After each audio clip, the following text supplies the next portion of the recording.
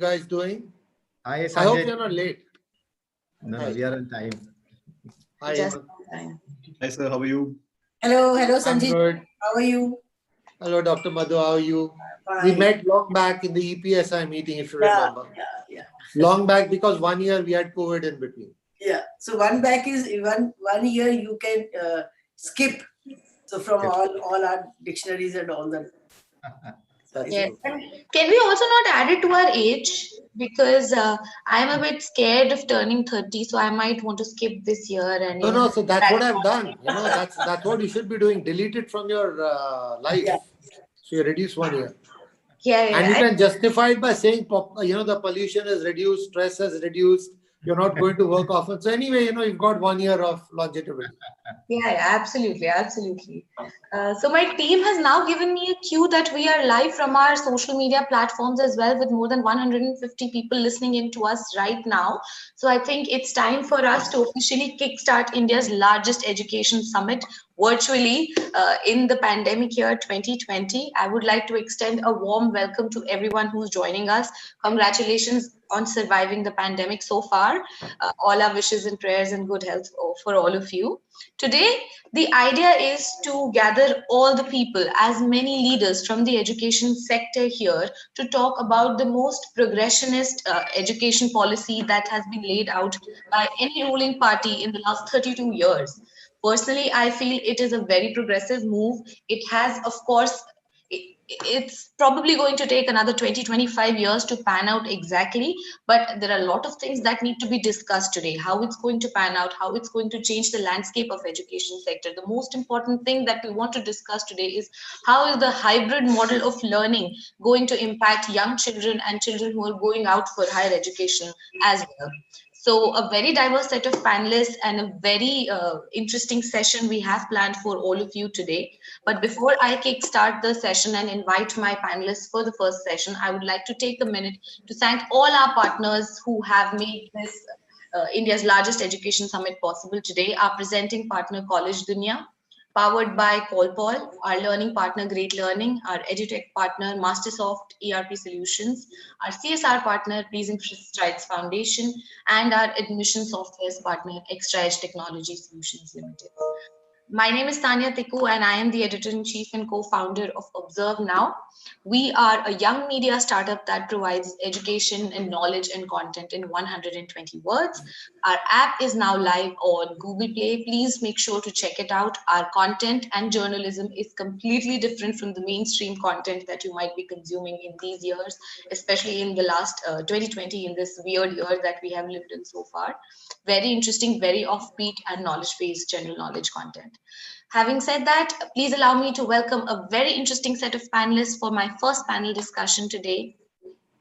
The idea is, in this panel, we talk about the accelerating digital transformation in higher education amidst the 2020 COVID crisis.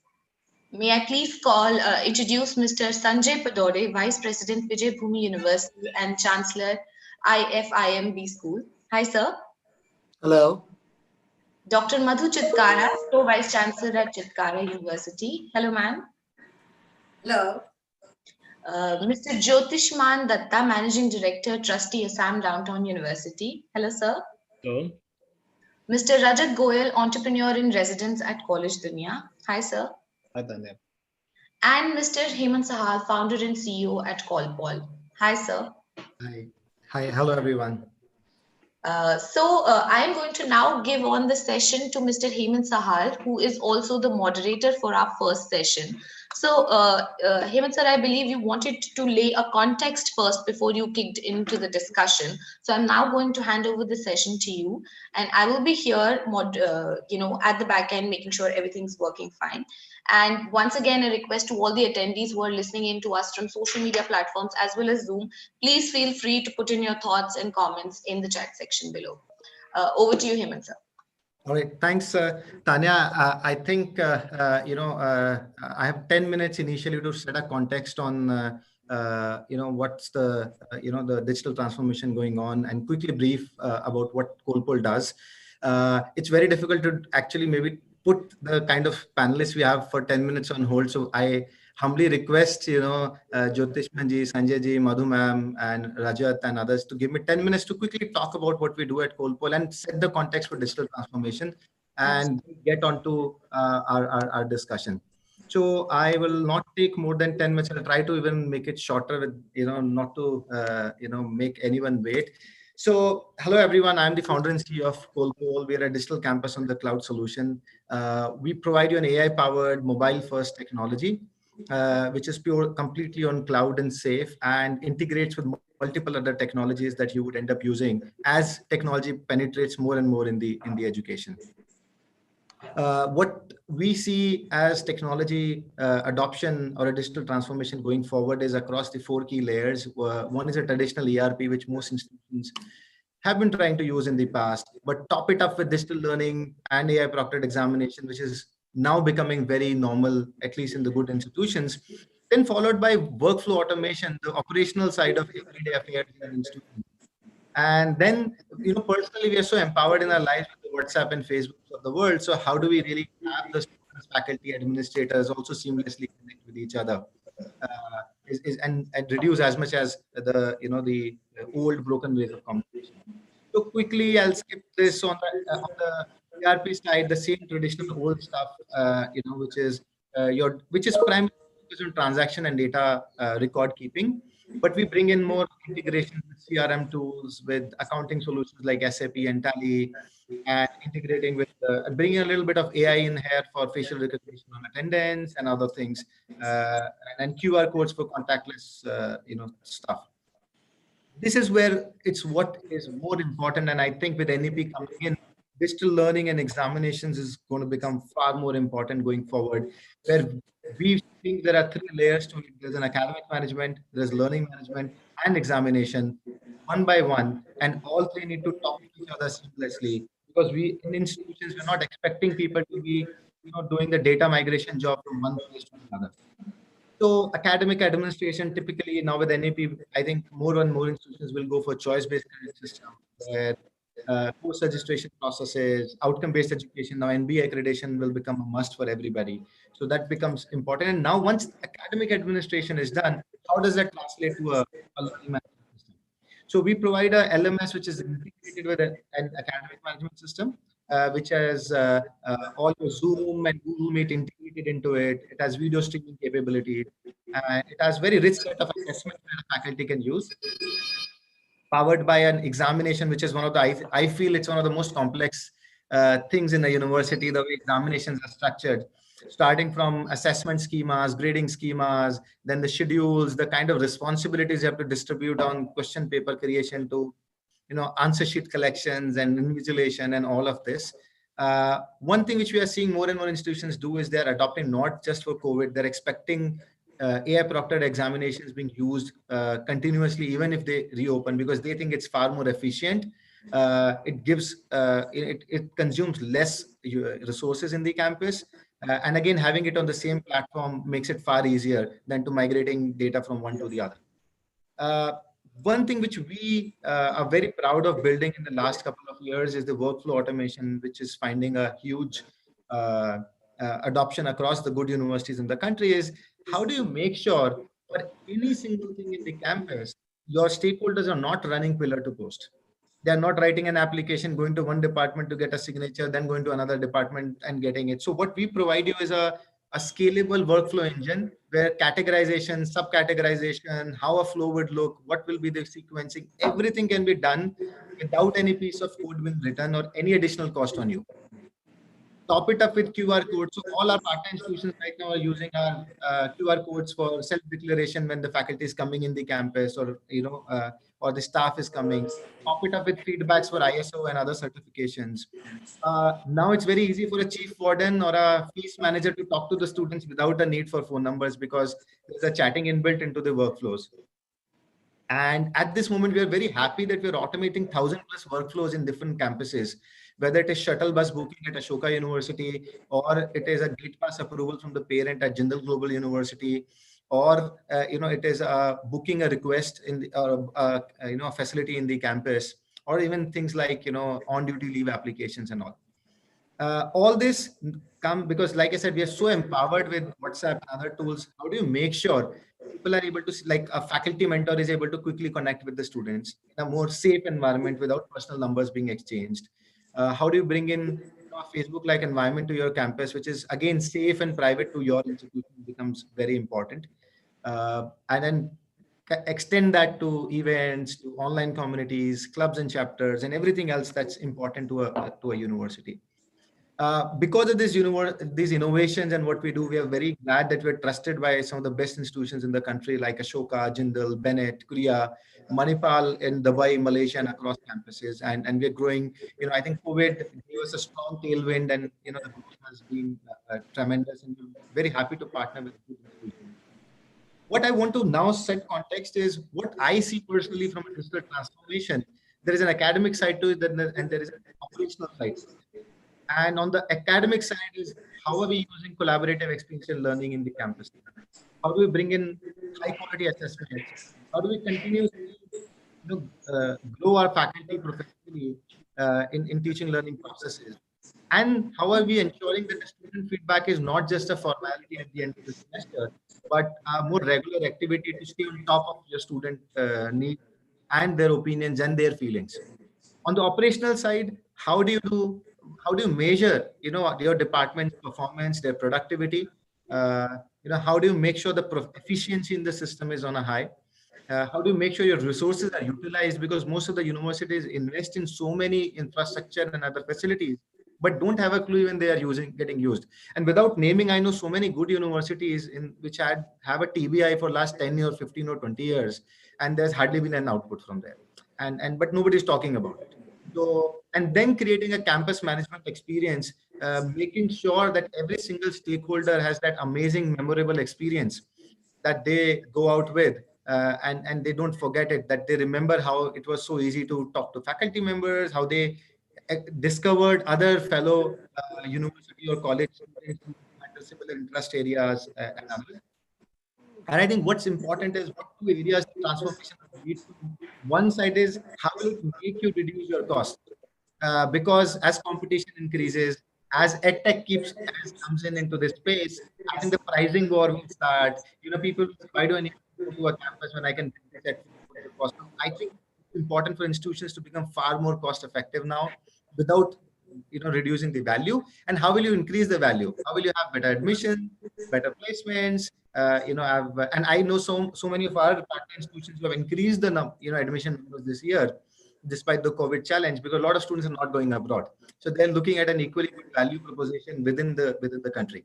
So with that, thank you so much. I think took less than 10 minutes, which was given to me. Like I said, with the kind of panelist I have, it's a waste of time to go on and talk about what we do.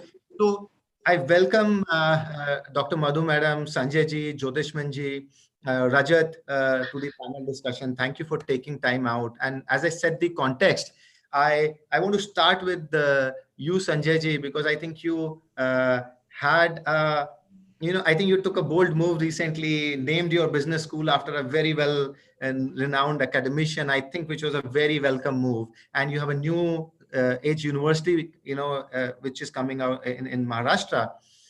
From academics aside, and I want to talk more administration side to you, what are the areas you see technology playing a large role in making a difference in an institution? Because normally everybody brushes it off saying, "Nee, we are an institution only focused on learning." But when people spend 4 years in a campus, I think the experience of every day in the campus is important. So what trends have you seen? Anything from your campus? And also, what else do you see will play a big a role in impacting that campus experience and administration?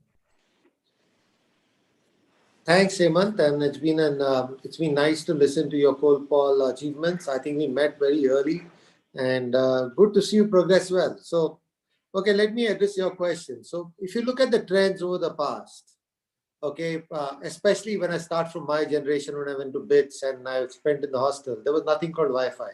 There was nothing called internet at that point of time as well. Today, I think the most important, experience that a student wants in any campus is great Wi-Fi. You may not have electricity, you may not have water, you may not have food, but if you don't have Wi-Fi, you're finished. So that is the impact of technology which has now come in. Okay, so I would say the first thing would be to enhance the student experience. We need to, and especially now with the pandemic coming, it's very important to reduce the number of point of contacts that a student would have to when they engage with administration, when they engage with faculty. And the more we can keep them distance, the safer we are in terms of the infection rates and stuff like that. So from that perspective, I think automation, workflow automation, like you mentioned, very important. Campus ERP and the ERP infrastructure, I would say, is more from the perspective of how efficiently you want to govern and manage. So that may not be the most important thing I would put it. I would put it that the most important thing is how technology can enhance and enrich the students' experience on campus and make things less, reduce the red tape, okay, reduce the paperwork, make it more transparent and accessible. I mean, those are things which would be key from my perspective that digital technology should bring in. Thank you, Sanjay ji. Quickly moving to Madhu ma'am. You've been a teacher, and then a large, brand like Chitkara, which has been built, I think, from the scratch by you. A quick, from a learning perspective, Chitkara has adopted learning management systems. It has adopted so many different technologies. We're very proud and happy to work with Chitkara University. What more do you see in the learning innovation side? Where do you see technology has still so much more scope in adding value beyond just uploading content and doing online classes? Where do you see more can be done by using technology? I think well said by Sanjay ji that we need Wi-Fi and something like this. But if you see the times which we all have experienced for the last, I think now it has become last 1 year only, because February, March, we started with this thing, and I think 2-3 months more to go with this environment only. And if you see the review of, I was just going through one of the magazines, it was a Harvard Business Review, and they were saying that if you see about the COVID-19, the whole education system around the world, not only in India, but around the world, is unlike anything we have seen in the post-war era. They were mentioned that post-war era was also not like this, which we have all experienced. So if you see about the students, those who were affected was more than 1.6 billion students, and they are affected. And as a result, that the whole education has changed dramatically, and all of a sudden, within a week, we all, because we are from education and you are from industry, so we all shifted to the online mode, and from offline to online mode, it was very difficult. But luckily, the people like you were there with us. For example, for B school, we took the CollPoll, and it was before times that we started with it. So we were not having any problem with that school. Then with other schools also, we were using something or the other, where the technology was used. And for the last, I can say, if I want to mention the exact time, for the last 3.5 years, we were into all online and offline mode. So blended learning were part of the education system in Chitkara University. So I think that was not a problem for us immediately shift into it. But I think that if you see another 6 months, I don't think that the fully offline mode will be there in another 6 months, and the students will be coming to the campus. Off and on they will be coming, or 50% coming. So in that way, it is now a need of the hour to go for the technology along with whatever we were doing. So I will give you one example that it was a time for doing the assessments, and session was on July, August. I think the next session was going to start, and the previous session was going for the placements, and the industry was coming to us through offline mode that we want to interview them, we want to see their results. So that was a time where we see that we have to give the degrees, we have to do the evaluation. There was a confusion in the market. UGC was saying something else, the state government was saying something else, that how to go for the online mode. So at that particular time, we thought of some platforms where we took one, Maya Not Me. So we took one of the, I want to mention one platform where we did that. And I think through CollPoll we did for the MBA school. So we did all the evaluation, and the virtual convocation was also done. So it was a new experience for us. And day before yesterday, we were having the board of management and governing body meetings. And we talked to our experts that how we should do that, because it was a need, because for the next session, we want to say that this APG is to be considered and this is to be done. So that also we did offline mode, and it was done. And here I can say that every university, those who are young universities and coming into or the colleges or the education, so because it is very much needed that we have to take the help of technology. And I think I must observe now that they have taken very appropriate topic today, that how the transformation in higher education will be helping the universities and the colleges and all the schools also, the educational platforms where we can take the help of technology as well as. So now the future of the education is the blended mode of learning. You should have the hybrid classes. You should have a very different mode. And here the platforms like CollPoll will come to our help to do some wonders in that. I think that is the need of the hour to do that. As Sanjay was saying that Wi-Fi is needed, and if it would have not been there, the platforms, I think all of you must have invested so much of money. I was just going through my budget. So during this pandemic, we have invested 3 CRs of the investment into only the IT infrastructure. So we have made a studio like this where all the huge screens are there. All the students, maybe at one point of time, 500 students are there at one particular screen, and the professors are giving them the lectures. So I think this is a need of the hour to do the changes in the systems. Yeah, thank you, ma'am. Obviously, we are a very small part of that 3CR IT infrastructure. So quickly, Jyotishmanji, you have already adopted a lot of solutions internally. You went out, started looking solutions, long back, didn't get good solutions, so ended up building. So this is a journey a lot of institutions are in right now, right? They went out, for example, just for the fact, I want to also share that, for example, Chitkara had a very good solution that they had built internally that they are, has its own strengths, but they also open to new solutions which were complementary, right? So, and you've done that. And this is a situation a lot of, I think, a lot of good institutions are in. Yeah, so I would love to have your thoughts, and because this is a thought leadership discussion, right? Your thoughts on, that dilemma of, okay, I've got 50% or 60% hair, there is next 30, 40%. What is in your mind, and it can be even counter, I would say to people like me, but please share your honest views on what is it in your mind and how are you looking at it, so that other people, because we have a lot of education leaders joining us today, who can understand what others are thinking. Others are thinking regarding what to do with the way forward. Yes, absolutely. With a lot of good institutions like you have already invested in building things internally. Actually, when the whole journey started, we wanted to digitize things. That was 7-8 years ago. There were hardly any solutions. So initially you built a software solution, not anticipating COVID. The idea was students should have a kind of a knowledge depository once they are back in the hostels or when they're back home. So your notes are uploaded. A lot of videos were uploaded. That was a basic thing. It was just a repository to help students once they go back to their hostels.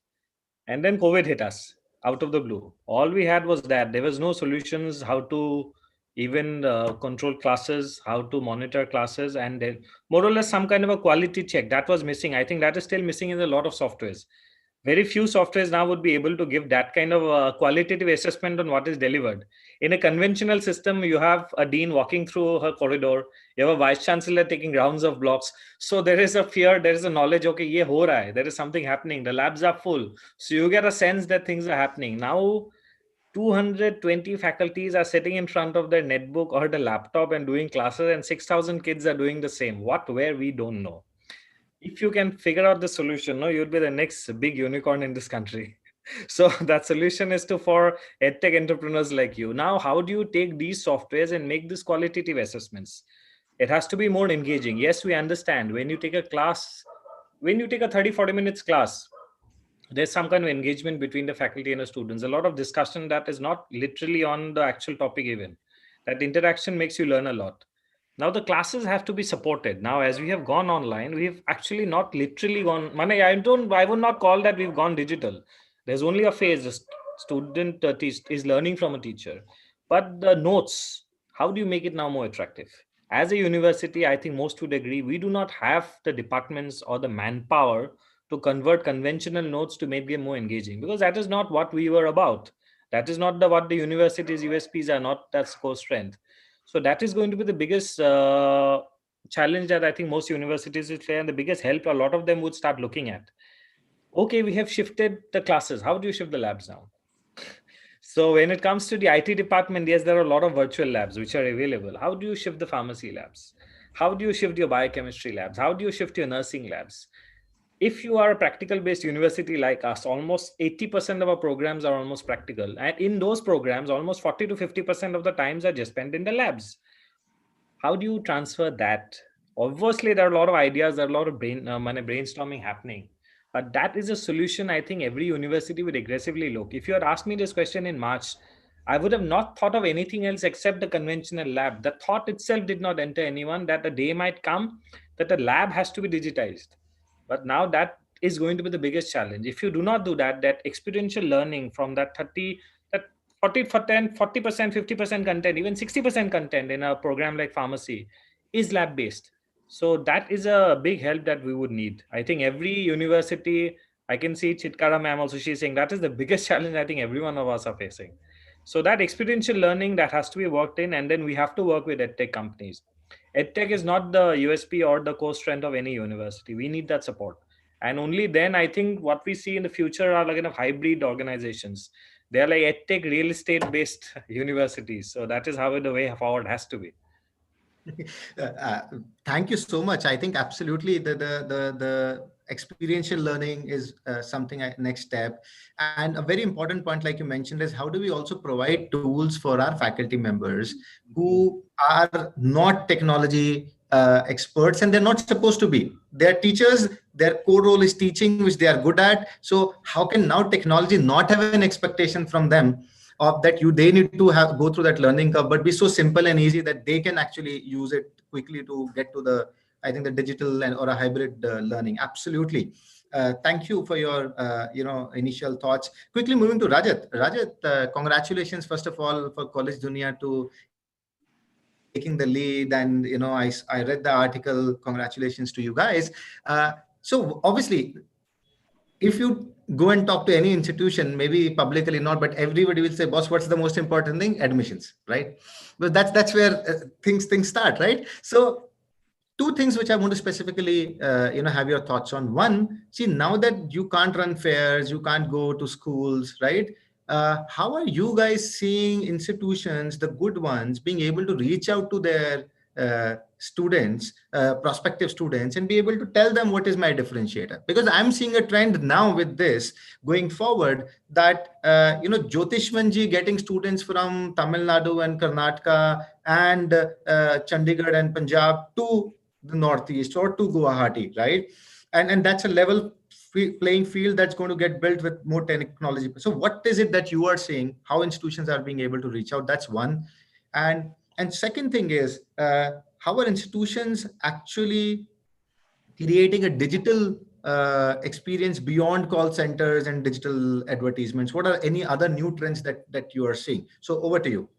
Yeah, thank you, Hemant. So I'll just start off with the experience that we have had, and I think last 1 year has been, quite enriching. And you have to divide the institutions in categories wherein their digital standings are. So one category is where they don't understand the importance of digital and they are just working on the orthodox methods that are there.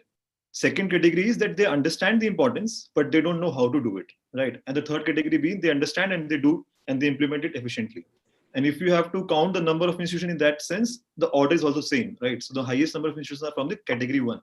Now our challenge is to bring them from 1 to 2 or 2 to 3, right? And when we work with them, we see the difference, how they perceive things, how data analysis is backed by and how they are taking the decisions. At times we're sitting with some institutions and discussing that which course to start. right? And I think yesterday only we were discussing with some of our partners that you can start off this course within this fee range and you can target this specific geography, right? When we go into the digital aspect of it. So coming to the second point, wherein what happened due to COVID and what happened, where the digital transformation is important. So I think it was a need of the hour, right? So even if the COVID didn't happen, the smartphones users are projected to be increased by 80% next year. It is close to 400 million, if I'm not wrong, according to KPMG's report, and we are ahead of the moves curve already, right? So even if the COVID didn't happen, we have to work on the digital transformation aspect. It's just that COVID, escalated that thing. So instantly in March, what I think everyone would have been thinking in 2025, let's say, now we're thinking about in 2020. Right. And the category 3 of colleges that I mentioned were the ones who were at a safer position, wherein they were, inclined towards digital. They knew how to do it.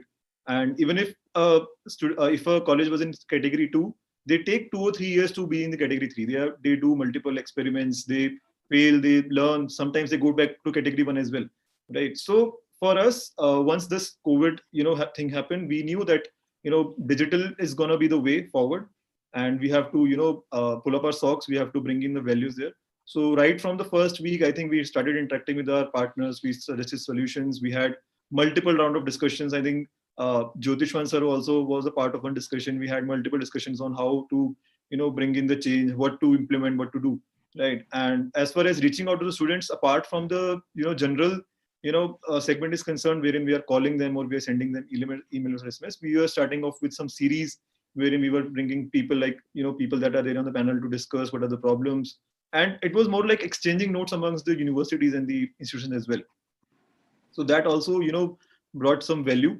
And I think, so if you again divide in the segments of the how you have to engage the students, how you have to connect students. So I think the engagement part was something which was missing this year, because students could not visit the campus, or maybe you cannot ask them to come and visit the campus, interact with the faculties. You have to do everything online. So there also, Collegedunia being the digital ear and eye for the colleges, we bring in some products wherein we were asking the students to actually have a virtual integration with the faculty, with the management of the college. So that is something that has happened, and I think way forward is again digital. We are seeing huge volumes of students pouring in. So close to 2 CR students registered this year on Collegedunia. Imagine the number. And next year again, keeping the internet penetration in mind, the number is going to increase by higher volumes, right? Even if while we are talking, we have close to 1 million students on our platform searching for their alma mater, searching for the colleges. So I think we have to realize the importance, and we have to take steps, and we have to align ourselves. And Collegedunia being the partner in this growth, I think 10 years down the line, we would want to see ourselves as some company, a small company which brought some change in a digital transformation in education. Thanks, Rajat. Totally makes a lot of sense. And like I said, congratulations again for the amazing work guys have been doing.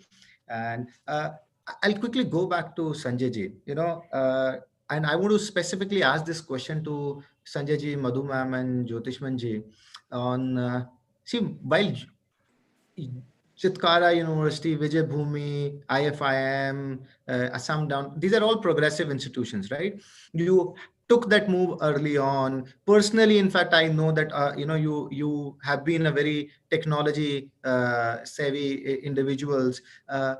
While still, and I know because we talk to so many institutions on a daily basis, institutions are still struggling. They have not adopted technology, and suddenly the leadership, the promoters of these institutions are कि नहीं Covid जाने के बाद नहीं चाहिएगा, why do I invest, right? और इतना लगाना जरूरी है क्या, right? And all of those. So I would want purely directly, because if I say or Rajat say, then it comes out as if that it's a business pitch. But I want to hear from you. What are your advice to the fellow education leaders on how to take the right technology decisions? And what kind of roadmap they should be building? Should they go for more traditional things first and then go to the engagement and student experience like Sanjay ji mentioned? Or say, no, you know what, if you don't have a legacy, why do you want to then build legacy first and then go to the next, go to the new age solutions directly? And so over to you, Sanjay ji. We'll start with you, have Jyotishman ji, and then have comments from Madhu ma'am, and then I'll go to Rajat on another topic. Okay, so let me start by mentioning one thing. There is no, there's no definite date when COVID-19 is going away. And, I've come across many people assuming ki chalo, this admission season, this placement season is done with. Now COVID is done. People have accepted. Next year, hopefully things will be good. But, the word in quotes is hopefully. We are all hoping, and it's not going to happen. I think the fact is we have to accept that the old normal is dead. The new normal will have to get created, right? Now, I heard Jyotishmanji talking about the problems with the laboratory and the digital courses and stuff like that. Now, this particular crisis is bringing a lot of opportunity for a lot of edtech, and I can understand that's bringing, but that's not the only thing that's going to resolve your problem. We'll have to move away from the established paradigms of legacy education. Your classes don't have to run for 1 hour anymore. They can run for 15 minutes. These students don't have to come to school at all for classrooms. They may just come for laboratory work. So your entire institution becomes only laboratory with adequate space for distancing. So we will have to evolve various new formats, and which one is going to win is the jury is out on that. I don't know which one is going to work, but innovation has to kick in at this point of time, and then everybody's going to follow. It's going to be, obviously, somebody has to come up with a format that's going to sustain more pandemics in the future. Okay, fine, COVID-19 is gone. COVID-21 could be the next. COVID-40 could be the other one. Okay, so it's not going to go away. Sir, shubh shubh bolo, sir. Sir, I literally bumped into say, please don't say that. No, but see, we all want to wish it away. Okay. We all want to wish it away. But, Yes. I had wished it away the first day the lockdown came, but it never worked. And I think the entire 7 billion population of the earth did that along with me. Still, it didn't go away. The wishes didn't work. So accept it as hard reality and let's prepare for it. I think two things we got to do. One is we are educators. We got to prepare the new generation for such eventualities in the future. So, practicing social distancing, practicing proper sanitization, practicing hygiene has to become a norm for everybody. Even if COVID-19 goes away, it's yet going to be a good practice to retain. So there's nothing wrong with it. And that's going to keep various infections at bay. So that has to be induced into our education system already. Technology needs to be leveraged. So now let me talk about what technology has done, like what it has done to us. We have leveraged technology not just through Zoom, Teams. We just realized that this has been an equalizer for Indian School of Business and IFIM. Let me put it like this. The USP of Indian School of Business was bringing foreign faculty to teach in classroom. Guess what? With COVID-19, they were teaching online. And if they could teach online to ISB, they can teach to IFIM, and we did that. So we added value to our students by leveraging the technology. I think these new formats need to get invented. And I'm sure a lot of people putting the mind, but the key message is get out of the legacy paradigm of education, that you have to have 8 hours of teaching. Each class has to be 30 minutes or 50 minutes. The teacher has to always be on lecturing mode. Laboratories have to be done in a certain fashion. I think that mantra has to be relooked at and reinvented. That's my message for all of you.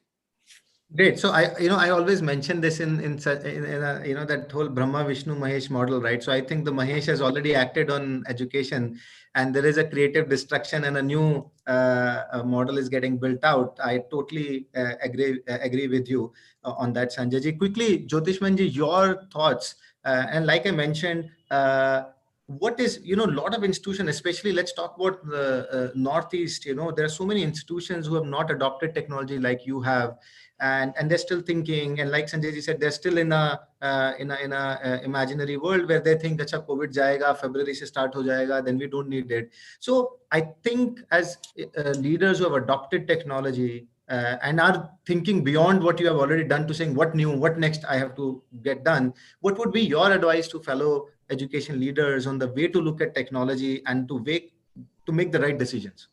And that doesn't mean to take softwares from outside, but maybe it can be building internally. Whatever are your best practices you think you would want to share with others. I think Rajat put it very well. All universities, the private, the self-funded one, want admissions. If you're sitting in Arunachal and not giving anything and getting admissions, then I have nothing to say. You're doing a great job. Government are very happy. Many colleges are very happy. There are no classes. So India is two systems. You have to understand. So the government, they work on their own logics. They've made their own track. And that track, I think our brainstorming is not going to change it. Yes, there are a few of the government ones, they are much adoptive, but a lot of the government colleges are kind of happy, in fact, that this is much better life that they're having than they had when they had classes. And the private, I think if you are going to be aggressive and you're looking at a 5-year, 10-year horizon when you want to grow, that you have to adopt. That is being careful. There are only few universities because of some supply demand issue. You can get students irrespective of more or less whatever you offer. But you want to be one of the premier universities or institutes in India, you have to give the student the great experience because he's going to compare.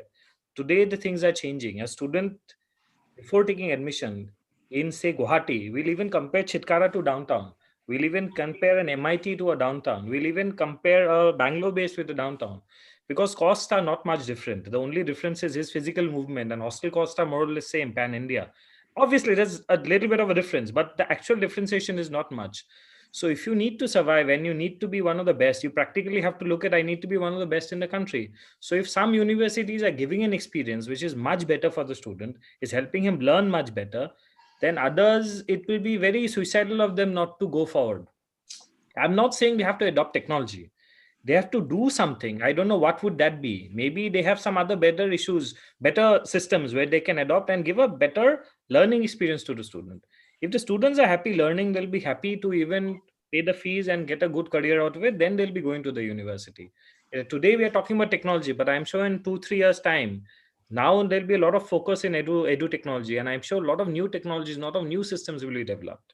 But having said that, there is one issue. I completely agree with Sanjay sir. But why did we adopt the first LMS solution? We're sitting in Guwahati. MBA students need to get a lot of industry exposure. We don't have an industry. Let's be honest. So I had to do classes from Bangalore, from Bombay. So we used a lot of these online classes were happening only because of that reason. So as he says, I am also extremely happy. Now those universities and ones based in Bombay and Delhi and us, more or less, we're giving the same experience. So that gives institutes like us a better level playing field because of our geographic problem is now gone. Digital, that is a huge advantage. No? It kind of kills this geographic disparity. So that way, I completely agree with Sanjay ji. For institutes like us, we were much happier with this change. That is actually going to help us a lot. But we also have an issue which edutech companies and a lot of these like Coursera, you have Udemy, they're offering these programs. Experience-wise, they are great. They are not regulated. We want to do a lot of things, but we are also governed by certain regulations. So we have to face a NAC inspection next year. Let's all face it. We have to have an NBA inspection next year. We have to face this AICTE PCI inspection next year. We would want to do a lot of things. We do a lot of things, but somehow we are also kind of chained by what they want us to do. And would they change as fast? That is another question that we also have to ask them. I agree. Why do we need to have class for 1 hour? I agree. We don't. Some classes can be done. We need to spend more time in the labs. We need to spend more time in internships. But if we do that, how would we be taken as? We would be taken as a maverick who's doing a lot of progressive change. Or they'll be taken as no, you're actually violating everything in the Indian education system. So we as universities have to kind of balance that. That's a fact. Even if we want to, there are a lot of things we cannot suddenly progressively do. So we are chained with this regulation. So that edutech companies who are providing these online programs, they have a huge advantage over us. I think that would be the biggest challenge in the next 10 years. I think Chitkara and downtown will not be fighting for admissions. We'll be fighting with a website for admissions. That is a fact. That's a fact. I think that's the world will be in the next 5 to 10 years. But I think, yes, sorry. No, ma'am, I'm done. Please go. Ma'am, over to you. Your advice to other education leaders on the path forward, making the right technology decisions, and what kind of roadmap they should be looking at, because they would actually learn from institutions like yours who have been early in making these decisions. So I think continuing with the Jyotish man, that since we are into this for the better than, I think, senior to your university, but not very matured university. But then also, since we started with the technology very early, so I want to just mention here the names given. If I say that engager is a teacher and engagee is my student. So now if engager engages and engages get definitely engaged. So this is a buzzword for now, that if your teacher, your educator is well versed with the technology and well versed with the, because content wise he was very good, technology wise he was good, okay, but we never checked that. But now it is a time where I used to tell everybody that when the teachers are coming, other than the B.Ed course, they all knew that what to teach, but they were not knowing how to teach. Now the next step has come, that how to teach with the technology used. So I think this has become a next level of challenge for engager to engage the engagee, right? So this is a simple fundamental.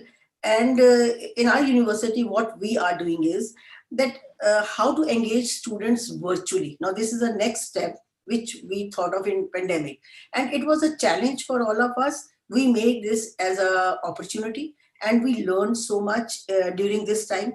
So what we started doing is, and I think we all should do that, and maybe some of you must be doing it, that we have created a content in such a way that it engaged the student every now and then in the form of short quizzes, as mentioned by Sanjay sir, that why the 60 minutes class should be there. So what we have done is that in between that, so use the gamification. Gamification is a new buzzword where we can use in between the lectures. It can't be 60 minutes or 50 minutes, because now you know that learning curves after 6 minutes, they are physically in the class, but mentally they are not in the class, because that learning curve has gone down. So after 6 minutes, you have to do something or the other to make them understand that come back mentally to the classroom, right? So for that, we have started incorporating our gamification in our courses, then small question answers, then discussion breaks during the class. And my advice to the fellow institutions and those who are very young and they are just entered into this field, that you should move from teacher-centric approach to the student-centric approach. And why I'm saying this, because during this pandemic, we all have observed that when we were giving the importance to the teacher in an offline mode, they were listening to them because they were in the class and they have to, because that was a forced activity which they were doing. But now they are in our classrooms, at their homes. And in chat box, there is one question asked by one of the listener. They are saying that how sure you all are that whether they are listening to you during the online sessions, whether they are there or not, or they are doing something else, they are going to any sites, but they are physically present there, their face is on the screen, but how you are clear that they are listening to you and they are learning something. So I think for that, we have to go for the DNA of the university and the colleges have to be changed, and it has to be IT infrastructure in a big way. I think this is the only solution where we have to invest heavily on the IT infrastructure, if we have not done yet. And it is, I think it's a new normal post-COVID. Post-COVID also will be not very normal for all of us. And the old orthodox way of teaching will not survive. And it is not going to work. And it is, as somebody was mentioning, that EdTech supported blended learning will be the future of this. And university with strong IT infrastructure will prevail. Somebody was talking about that in ISB, I think Sanjay sir was saying that in ISB, if professors from global universities were giving the lectures to them, I will mention, if Hemant, I have 1 minute, I can talk about. Yes. So we in October every year, we used to have our global week. It is our USP to do the global week. Last year, 70 plus professors were there from all across the globe. And since we have a collaboration with 165 plus global universities, international collaborations, so they were coming to us physically to the campuses to take the module, and it was a credit module. So 1 week they were staying with us to deliver that module to the different schools. So it was not only for engineering or for MBA, but it was for other schools also. So they were physically coming. Now this year it was not possible.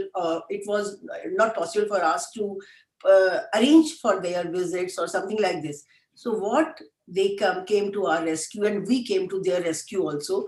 That more than, I think the last year it was 70 lectures or 70 sessions. This time it was 4 times 70. So reason being that distance was not, we were not traveling and we were not going anywhere. So through those lectures, it was great internationalization of education did. And I think that was a great opportunity during this challenging time. So we try to do those things, and we try to, now I will give you an example of that. We have some chairs in our house. So 550th birthday in Punjab was celebrated last year of Guru Nanak Dev Ji. So we established a chair in Guru Nanak Dev Ji's name. So today we were able to got 3 speakers all across the world, those who were talking about this technology. So through technology, we were able to talk about the sayings of Guru Nanak Dev Ji. So I think this is a time where if every university is competent enough to invest something more than their budget in technology and take the help of people like Hemant, take the help of people like Collegedunia, take the help of people like edtech companies, then we are the winners, and this type of situation will going to happen. And it will be a blend of offline, online, and I think this will help us. And we were helped like that. Yeah, thank you, ma'am. I think we just run out of time. So Tanya, I'll just request maybe 2 minutes more. You know, I think I finished my on time, but I think I'm a better speaker than a moderator. So next time I'll not maybe moderate. But quickly, now that we have Madhu ma'am, just very specifically, any 2 points that you see going forward, technology plus education, any 2 thoughts very quickly that you have? I think I summed up my thing that blended learning will be the new normal, and will be the emphasis will be on the virtual teaching. And 21st century teachers will be those who excel in engaging their students virtually and make the teaching more interesting, more engaging, more absorbing, and more aligned to the students. And that will be the future, will be the simulated labs, as mentioned by Jyotish Man, that pharmacy, the nursing, and these courses are where it are 90% or 80% is the skill base. So we will be having the simulated labs in our universities, just like the doctors are doing the operations sitting in US, doing in Delhi. So they can, if they can do it, why in education we can't do the simulation like that? Perfect. Thank you, ma'am. Rajat, quickly, 2 things, education and technology, what trends or any thoughts you have? Yeah, I think it's really great to know that all of us are, acknowledging the fact that there is a need to reinvent ourselves. Yes. And I think people like you and me, Hemant, we have a good, big challenge up in front of us to actually felicitate this change, right? And I think it's really great to have, hearing the, insights that everyone has to share. Perfect. Thanks, Rajat. Jyotishman ji, any 2 thoughts, technology plus education at the, your final thoughts on this? Well, education and technology have to learn to run together and run faster. As simple as that. Perfect. Thank you. Sanjay ji, over to you for the final thoughts. Technology is going to be the new infrastructure for education. Yes. There is no escaping. It's non-negotiable. It is a must. Adapting technology and using technology to deliver learning is the new norm. Teaching is over. It's about facilitated learning that has to be delivered. I mean, people have to focus on facilitating learning. I would say collaborative learning is big. So I don't see Udemy, I don't see Coursera, I don't see edX as my competitors. I see them complementing my curriculum. It's expanding my portfolio. We have to look at our cost structures. We have to evolve everything is going to be new. And fortunately, to address regulations, we have a fantastic intent in the form of a national education policy pushed by the government. And looking at the government actions in the past, what they say, they try to deliver. So let's be hopeful. I'm not hopeful whether COVID is going to go away, because that's not in our hands, that's in the hands of God. But I'm pretty hopeful that the NAP will come and stay, and regulations will go away, will give us more freedom to innovate and create a new normal. Thank you so much, Sanjay ji. With that, I thank all my panelists and thank Observe Now for facilitating this discussion, creating this opportunity. And thank you to all the participants for joining in today. Over to you, Tanya. Thank you very much, Hemant sir, and thank you all my speakers here. I think a very intense discussion. I was intently listening into it, and I think one line that I want to add to what you guys have been saying here is, as a human being, I am so glad that I am already done with my college days, because this seems like a big chaos that is only good to either report on or to be on the policy making side. I think the one thing that really scares me at this point in time is, I think the most important thing about higher education or college education is the peer-to-peer interaction as well. You learn a lot of life skills which are very useful on the job. So how do you create that balance? I think, Madhu ma'am, you also spoke about the fact that it's very important for students to be engaged in our online sessions as well.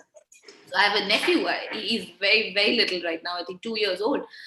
I see him learning online, and I just I'm in a state of shock, and I see how is this little kid going to learn things that I learned in a school with the teacher constantly standing on my head, and that's a vast difference. So how do these things happen? How will these pan out? And I think I'm going to take this up in my next panel as well, and that's a thought I want to leave you with. I think the idea that you now need to focus on is also how do you pan out the blending learning, and how do you make sure that those life skills that people might miss on in the virtual learning, how do those come to play? Having said that, thank you very much, and I hope to see you soon personally. And I may now invite my next set of panelists to turn on their videos, and we'll go on with the session. Thank you very much, Madhu ma'am. Thank you. Pleasure to be. Thank you. We are dying to meet each other. We will soon. Yeah. Thank you. Thank you.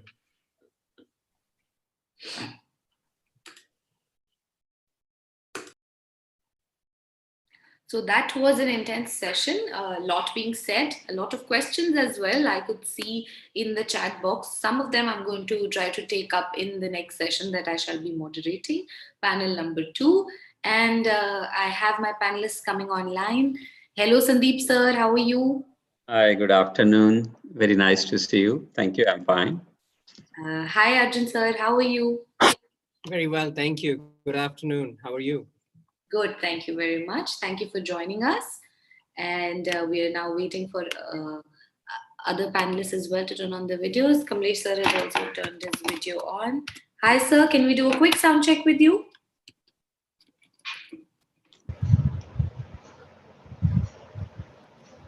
Kamlesh sir, can we do a quick sound check with you? Yeah. Can you hear me now? Absolutely, we can. Thank you very much. Welcome. Thank you for joining us. Hi Sanjay sir, how are you? Hi, good afternoon everyone. Good afternoon. And hi Meena ma'am, how are you? Hello, hi. Nice. Yeah. So thank you once again for joining us. Meena ma'am, I would like to do a quick sound check with you again, because I think I kind of lost your voice in the middle. Hello? Yeah. Can you hear me now? Yes ma'am, yes ma'am. I think it's pretty clear now. So I think you've all been a part of the previous session that had been running as well. And I think a lot of things have been already said. The idea today is to, talk about how this entire thing is going to pan out. And now when we talk about education, it's not only education, it's the future of education. We need to understand the importance of learning and what needs to be learned at the minute.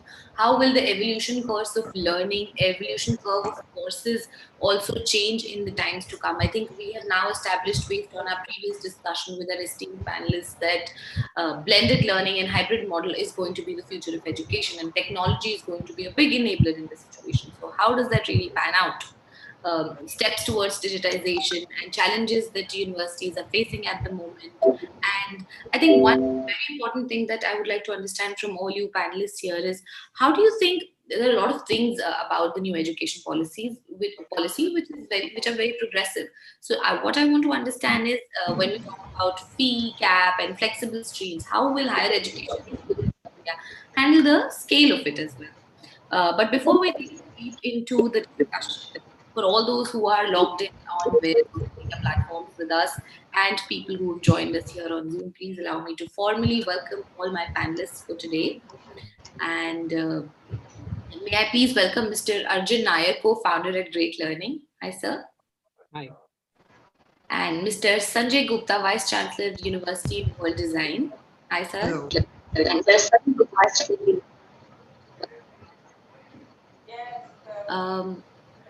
Dr. Kamlesh Mishra, Vice Chancellor at Rishi Khud University. Hi, sir. Hi, Tanya. Dr. Sandeep Sancheti, Vice Chancellor at SRM Institute of Science and Technology. Hi, sir. Hello, Tanya. And Hello. Dr. Meena Rajesh, Vice Chancellor at GH Raisoni University. Hi, ma'am. Hello. Hi. So one quick request, when everybody is not on a speaking mode, everybody in the panel here, please put yourselves on mute, because sometimes background noise is a bit distracting. A quick note to everyone who's listening in to us, please feel free. We want to keep the discussion as free-flowing as possible and as interactive as possible. So please feel free to put in your thoughts, questions, and comments here. My name is Tanya Tikku, and I'm the editor-in-chief and co-founder of Observe Now. We are a knowledge-based news media platform, an app live on Google Play. The idea is we produce news and content and such conferences to generate exclusive knowledge-based content in 120 words. Please do check us out. Our standard of journalism is very different from the mainstream media that you might be consuming at the moment. Having said that, today, Arjun sir has decided, even though I am the moderator for the session, but Arjun sir has decided that he will make my job easier by laying a context for me before I dig into my questions with all of you. So Arjun sir, why don't you kickstart the session, and I will take it from there. Sure.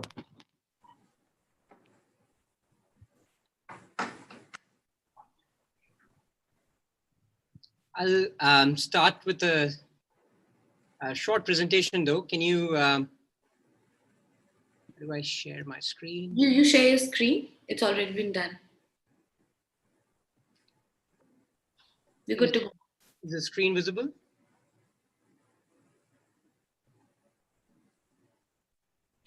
Is the screen visible? Okay. So good afternoon, and welcome to the audience, of course. And it's wonderful to be on this panel with all the other eminent guests.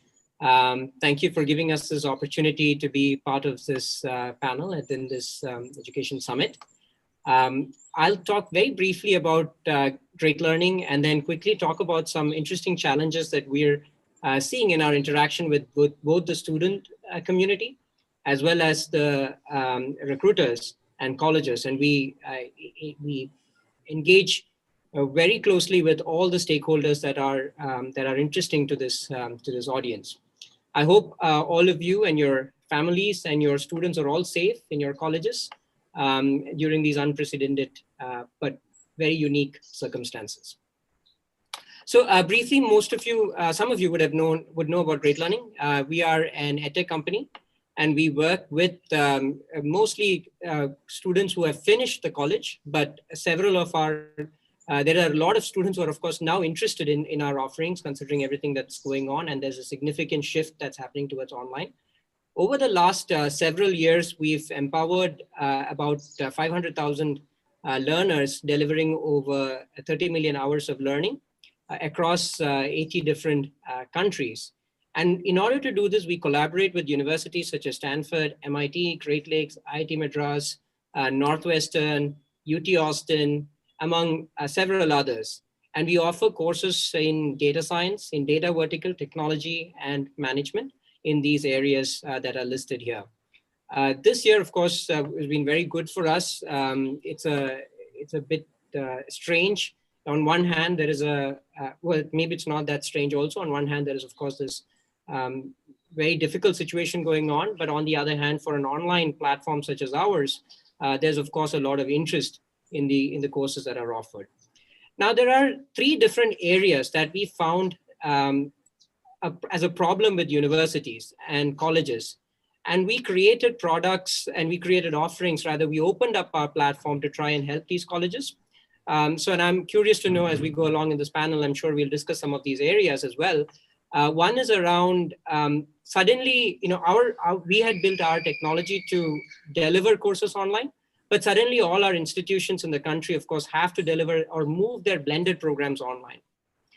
So one of the things that we did is we opened our platform, and in order for colleges and universities to conduct live classes, share their learning material, track their learners' progress, look at attendance, schedule, faculty feedback, manage programs. So entire operations, we took that online.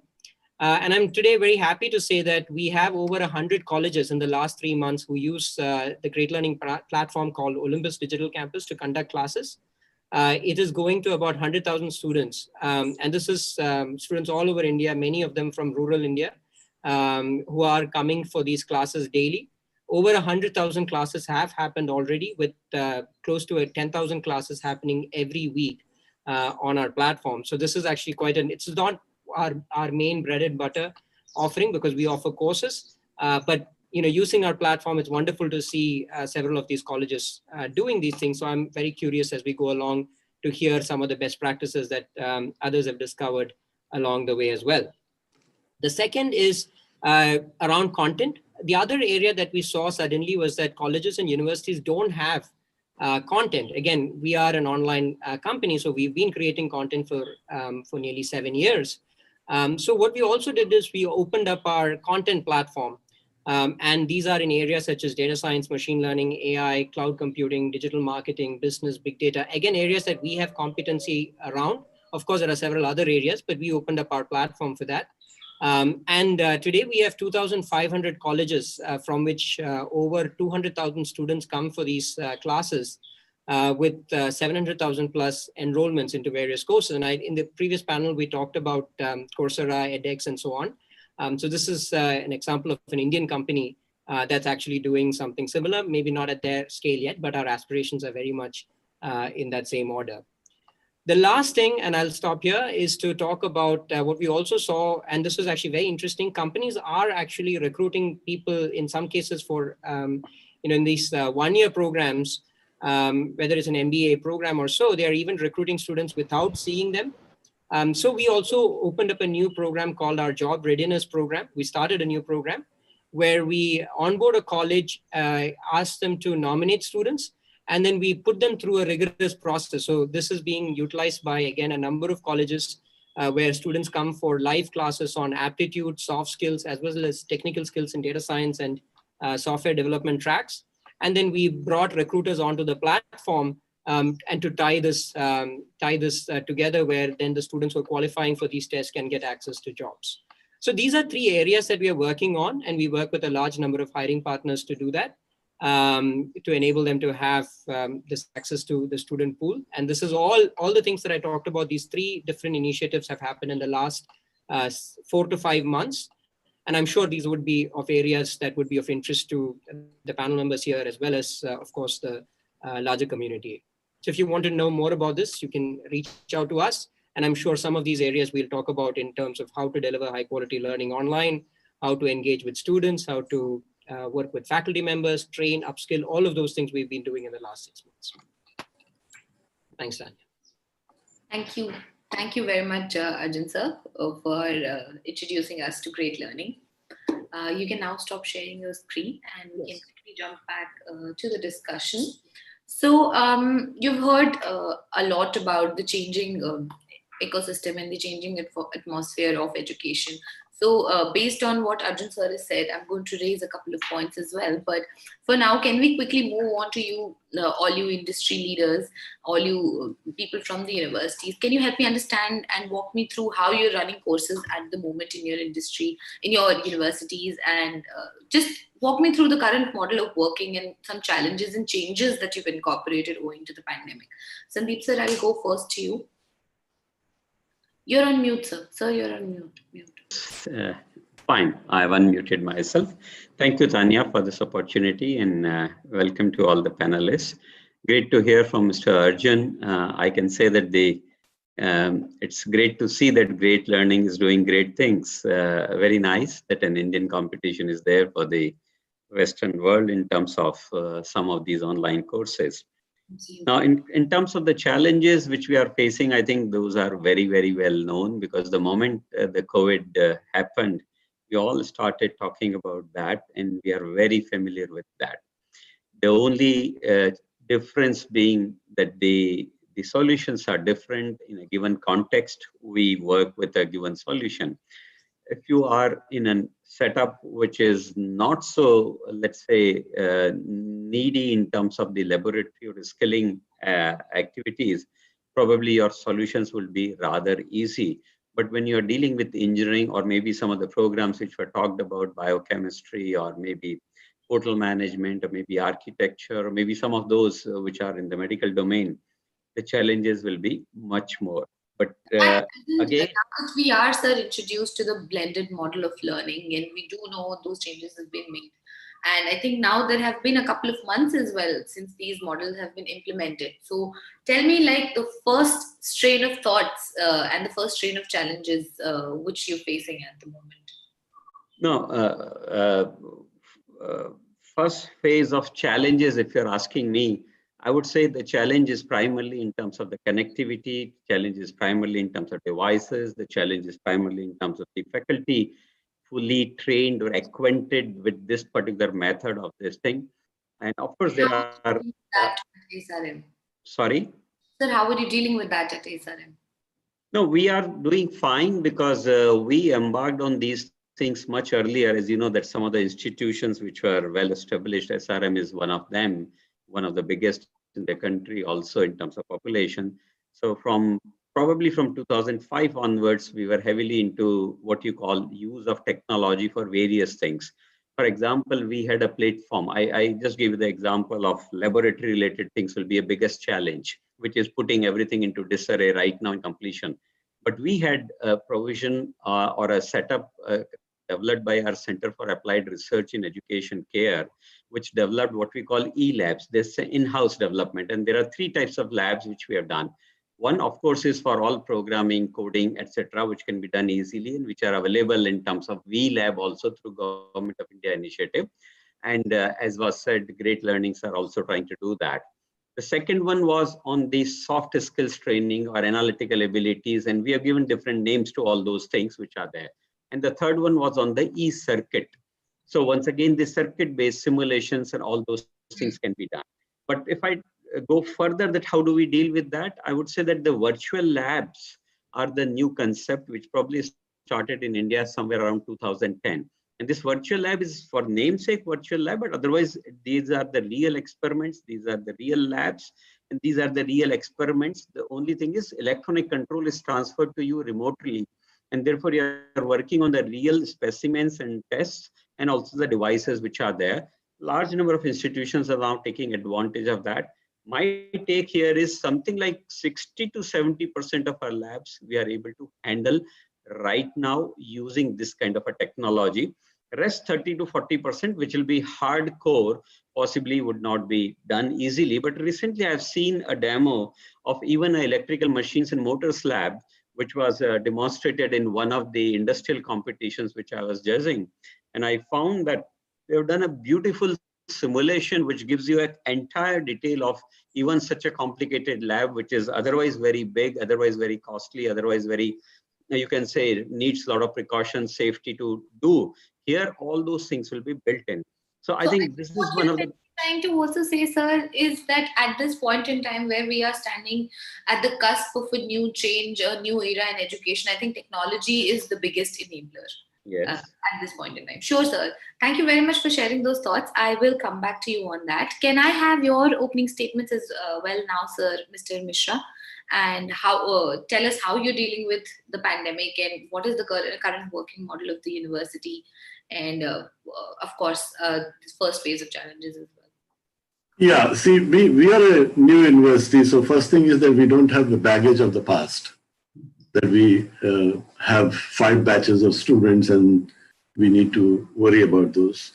For us, this year was just a soft opening, so we were not very aggressive. We were not ready also. So the number of students is very, very limited at this point. I think everybody has the same strategy at this point because you have no other options. You have to go online. Right. So that's not a choice. That's a compulsion for everyone. What I feel is that everybody talks about it, but maybe there are things that we don't talk also. And I personally don't feel that online learning is a great model for colleges and universities. Right. I feel that online learning was designed for adult disciplined learners. For an 18-year-old, it is a challenge. I know that a lot of students are just shutting off their cameras and they're not even there when the lectures are going on. So there are a lot of challenges in online learning that are there. I think we need to also accept that our teachers are not trained for online delivery of programs.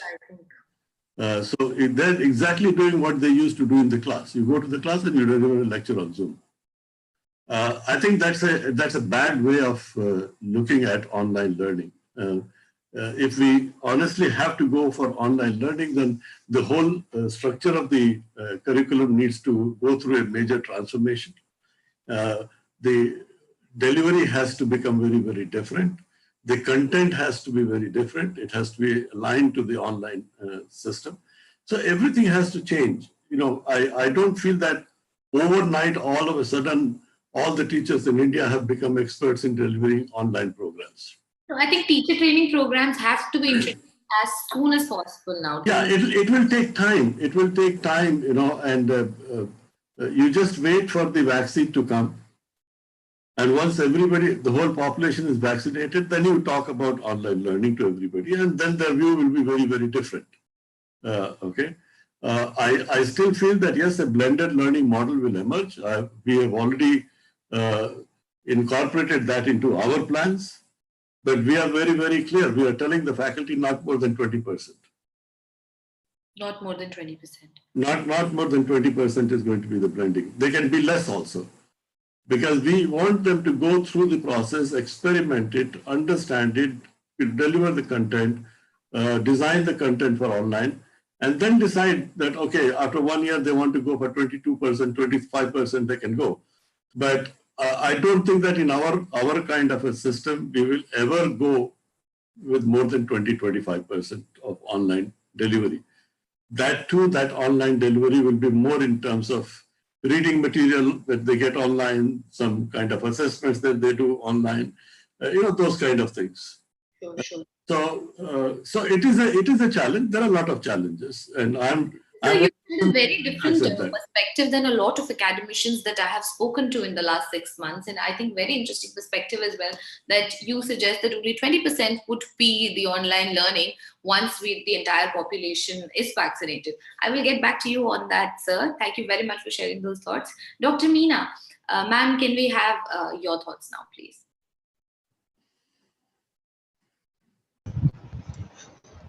Thank you for this opportunity for being part of this panel.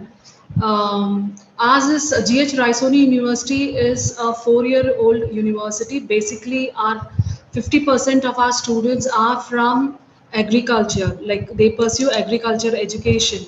And this entire COVID scenario, their entire one semester has been done through digital mode, and you can think about how a practical oriented subject like agriculture, how could it be taught online? So that is a major challenge what we had seen during the last 6 months, and the same goes with branches like pharmacy also. So we have tried our level best to get through it. So one of the major thing is that it doesn't go well with every part of the education system. And the second important thing, what I felt was that there is no clarity of how to go about with it. For example, the courses of agriculture comes under the ICAR's purview, and for pharmacy it is PCI, and they have a rigid format of their own curriculums, and which doesn't go well with such a kind of online infrastructure part. So again, a major challenge for us to blend and see to that we do justice to what is being taught to the students. So this is one area of concern that we have felt. But what my learning goes about for the last 8 months, what we have undergone is there is a huge digital divide, I would say. We have seen students using smartphones, but not necessarily that they are well versed in handling an digital platform. They majority of them are passive users of digital media. So that digital divide is there. This online platform or online learning would be useful not for all, but for those who actively know and actively produce content over such digital platforms. So there is a digital divide in terms of our student audience, as well as in terms of the faculties also. The faculty needs to be trained well as to how to handle this particular digital platform. And one more thing, what my observation was the teacher-student relationship. Now, we have all seen their relationship in form of a mentor-mentee in a classroom setup. But when it comes to an online mode, the teacher's role has certainly changed into a role of a collaborator. More like they have to be well versed with collaborating stuffs so that they can enhance their teaching part and keep them engaged.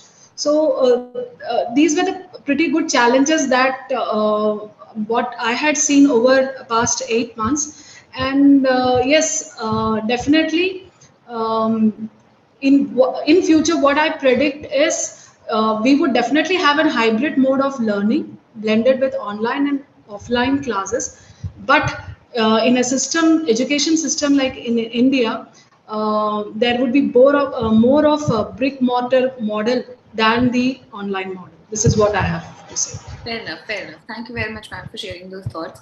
Sanjay sir, your thoughts, please.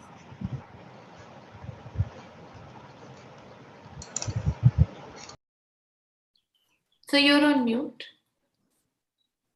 Yeah, good afternoon. So it's very interesting to hear such wide, varied impressions of various people. We, being a new university, are fairly new age and tech savvy. So when we heard of things which were coming, I think very early in the March we took a decision that at some point in time we may have to close the university, send people home, and start teaching from home. So in an intensive 2-day session, we kind of prepared for this eventuality. And I think on 14th of March, we sent our students home. 16th March, which was a Monday, we started online learning. But again, the problem that all our faculty were perhaps not on the same page. So we took a week of intensive sessions between 16th to 22nd to put them all on the same page.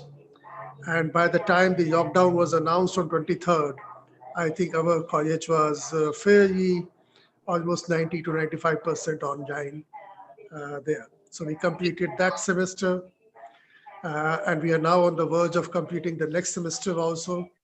In between, we did our graduate show. In between, we also did our entrance exams and interviews and everything. So we have been fairly, well versed with all this and have been using it. There were initially some students who were feeling the non-connect problem, but we found that smartphones proved to be a major asset in such situations, and we could manage to connect all of them. Another problem, I mean, design being, we are a university of design. So, and design is hands-on. Everything is to be done by hand. It's learning by doing. So when you are talking virtually, naturally learning by doing cannot happen. You need materials to work with. And students had gone home in a hurry. They were not carrying enough material with them. So the first semester, when the lockdown was complete and there was no access to any of the material, then we innovated in the way as to, what kind of material can be found in home. Old clothes, cardboards. We taught them how to make dough out of, atta and use them to create shapes and everything. And so everything went on, though in a more innovative way. And then when the lockdown starts opening and the home deliveries started happening, we tied up with some vendors on Amazon and Flipkart, and so that we identified stationery, and every student of ours has now an access to stationery online. So whatever we are to use, we work with our vendors beforehand, and before the module starts, the students can order and get the material at home. So many such innovations on way we could do. Very early on, I think in the week of 16th March only, we tied up with Coursera. And since then, we have now 8 months of experience of our students working on Coursera. And we are, in fact, one of the most successful universities, because I think you'll find that we have spent more than 15,000 hours learning on that. And all my students have 80% plus completion rate, which is one of the highest in the country. So that we thought. The transition has been relatively easy for your university, and students have adapted, teachers have adapted, and you. Yeah, but you see, the learning is different. So 6 months hence, 8 months hence, now if I ask my students about how's the experience with Coursera, so what we see is that while 80% of them completed, the learning was for a very few. The learning was for a lesser percentage, 30, 40%. A lot of them competed for the sake of competing. Yeah. Yes, but they did not learn. So I think that is where we, again, I agree with Dr. Kamlesh Mishra also, which saying that, this is not going to be like that. The learning would have to be blended at some point in time. And then increasingly, as the vaccination happens, we have to move in towards more face-to-face and human interaction rather than virtual. Absolutely, sir. I have a quick question for all your university people on the panel. Have you done some kind of a fee capping as well, or are you charging the same amount of per semester fee that was charged in the pre-COVID time? So just a quick one-line answer. We are the same as it was. There's no changing. Tanya, this will remain to be same. Obviously, it could not have been increased. But let's remember that during these times, the fixed costs of any institution, be it teachers or maintenance or infrastructure, remains to be there, but for a small reduction in electricity charges or maybe water charges or whatever. But imagine the expenditure one has to incur on the technology. The bandwidths have gone up by fourfold. The devices have gone to all the faculty members, and various other servers and various other facilities have been created to do the online and the digital version, the virtual labs and all that. So in fact, the institutions are bleeding in terms of cost. Those who want to do it properly, they have to put a lot of extra cost. Therefore, what we have done at the best is deferment of the fee payment in 2 or 3 installments is the best what one could have done. But one take is there for this, that the technology is a big leveler. Technology is a big enabler. We probably see the examples from mobile to automobile, and maybe you can see from kitchen to anywhere. Wherever it comes in, it sets in. And once it sets in, it reduces the cost also in a longer period of time or over a period of time. And then, of course, it makes your work also much more comfortable. Same is going to happen. So the benefits of this technology, which is now intruding into teaching learning space, will actually accrue to all, to teachers, to all of us. We'll be able to do more research than just repeating the same thing in physical. See, as an invigilator, I'll waste 5 to 6 hours in a week on an average if you see various tests and assignments and midterms and annual examinations, various things. all those things will vanish or will reduce to a large extent. And therefore, benefits will accrue to teachers, students, and everyone. That is the way it will be forward. Oh, thank you. I agree. I think our In one line, if you could just yeah, our fees remains the same, but as he was saying, Sandeep ji was saying, expensive have gone up manifold, including faculty time. You see, in a class, if a teacher explains to a group of students, then 3-4 students also join and understand what's happening. But here now we have to do that process again for every student individually. So faculty time has actually gone up by twice or thrice. So the expenses are actually snowballing. But since we can't raise any fees, we have capped it there and offered installment payment. Fair enough. Meena ma'am, quickly, your thoughts?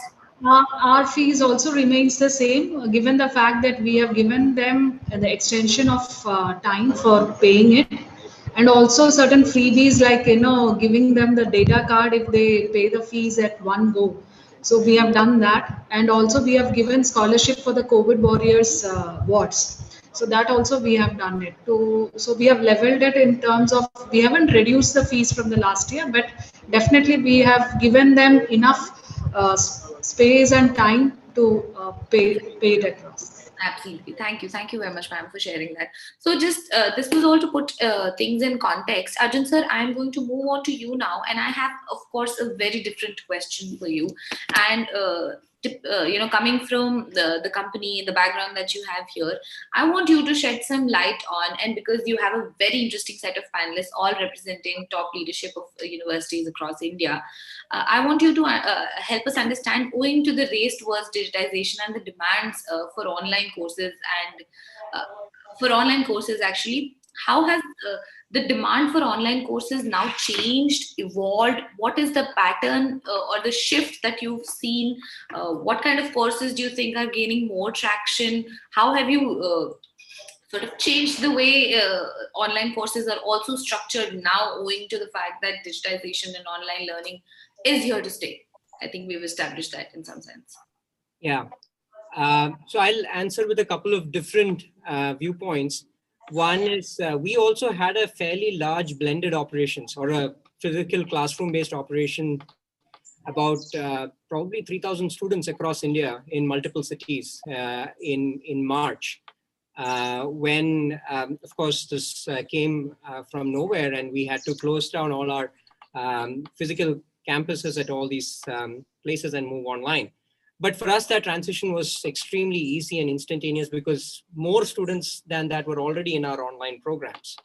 What was interesting for us was there were some students who had, of course, problems, but majority of them were completely fine in moving online and completing the program on time.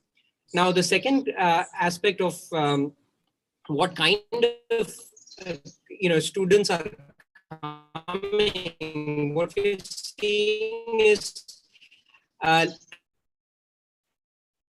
some of you who know about us would be that we were in the professional education space. We were offering courses for those who are looking to upskill and get a career transition into one of these companies, be it in data science, analytics, AI, machine learning. But suddenly in our funnel, we started in our ads, and a lot of college students are interested in this. It could be partly because maybe many colleges didn't start immediately online and they delayed it. It could be because they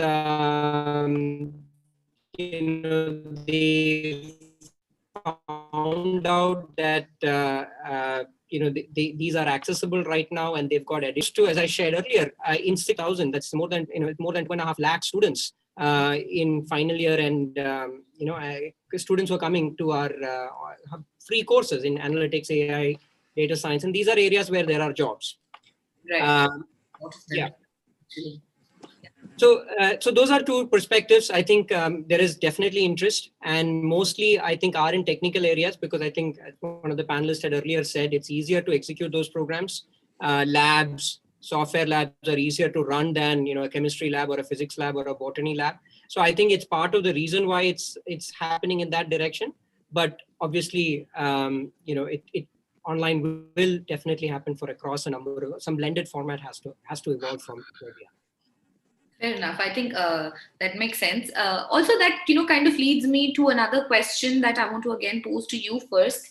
Arjun sir, tell me, the NEP says that coding is now going to be compulsory in class 6, which I personally feel is a fabulous move. I wish I would have known some coding as well. But the point being, do you see this move far too progressionist for the time that we're living in?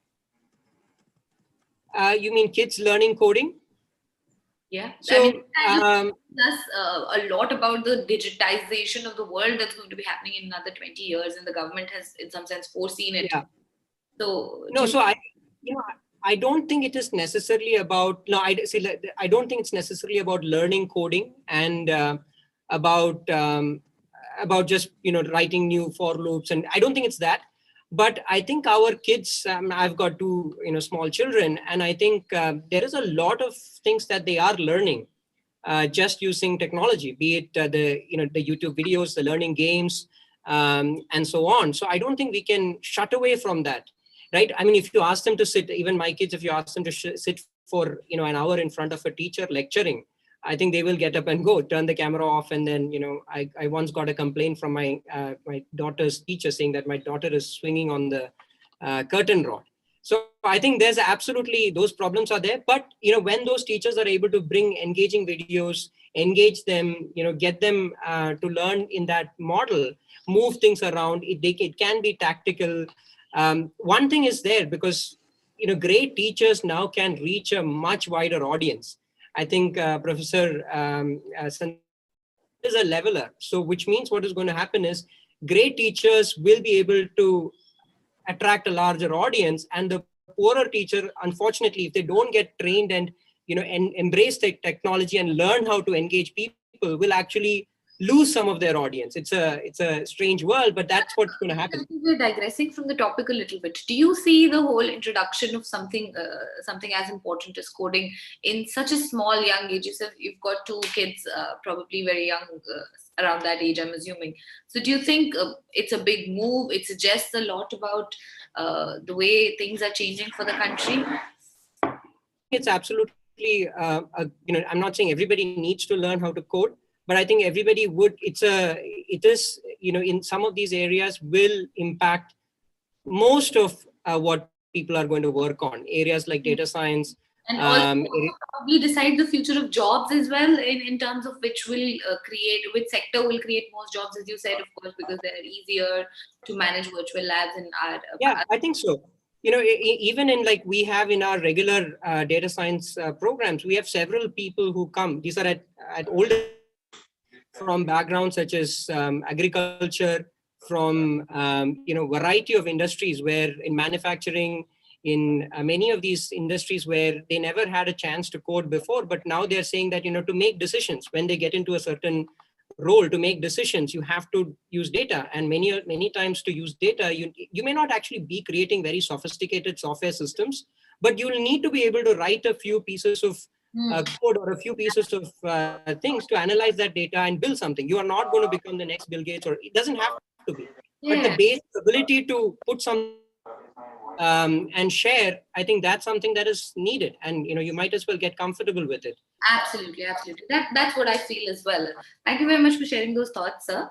Sandeep sir, I'm going to move on to you. And I think in the beginning of the session as well, I said that this question has been moving around my head for a very long time now.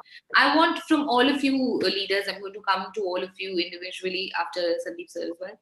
I want to understand, some of the provisions of the NEP, which I personally feel, had they been there a couple of years back, I think it would have changed my life in so many ways.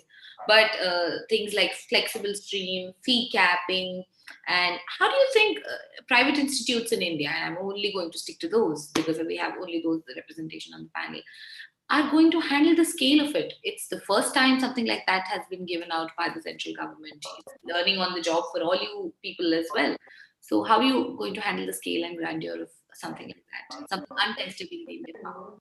So under this, I think the fee point has already been discussed partly. I'll not touch upon that. Fee is going to be now credit-based rather than the course-based or duration-based.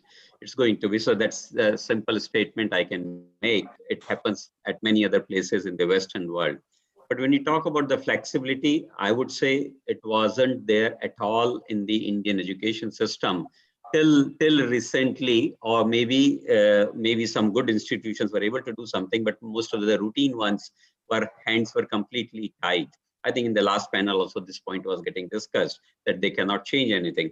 So there are many frameworks which are there. The first one is of course the autonomy, and number one, autonomy is now scaled up.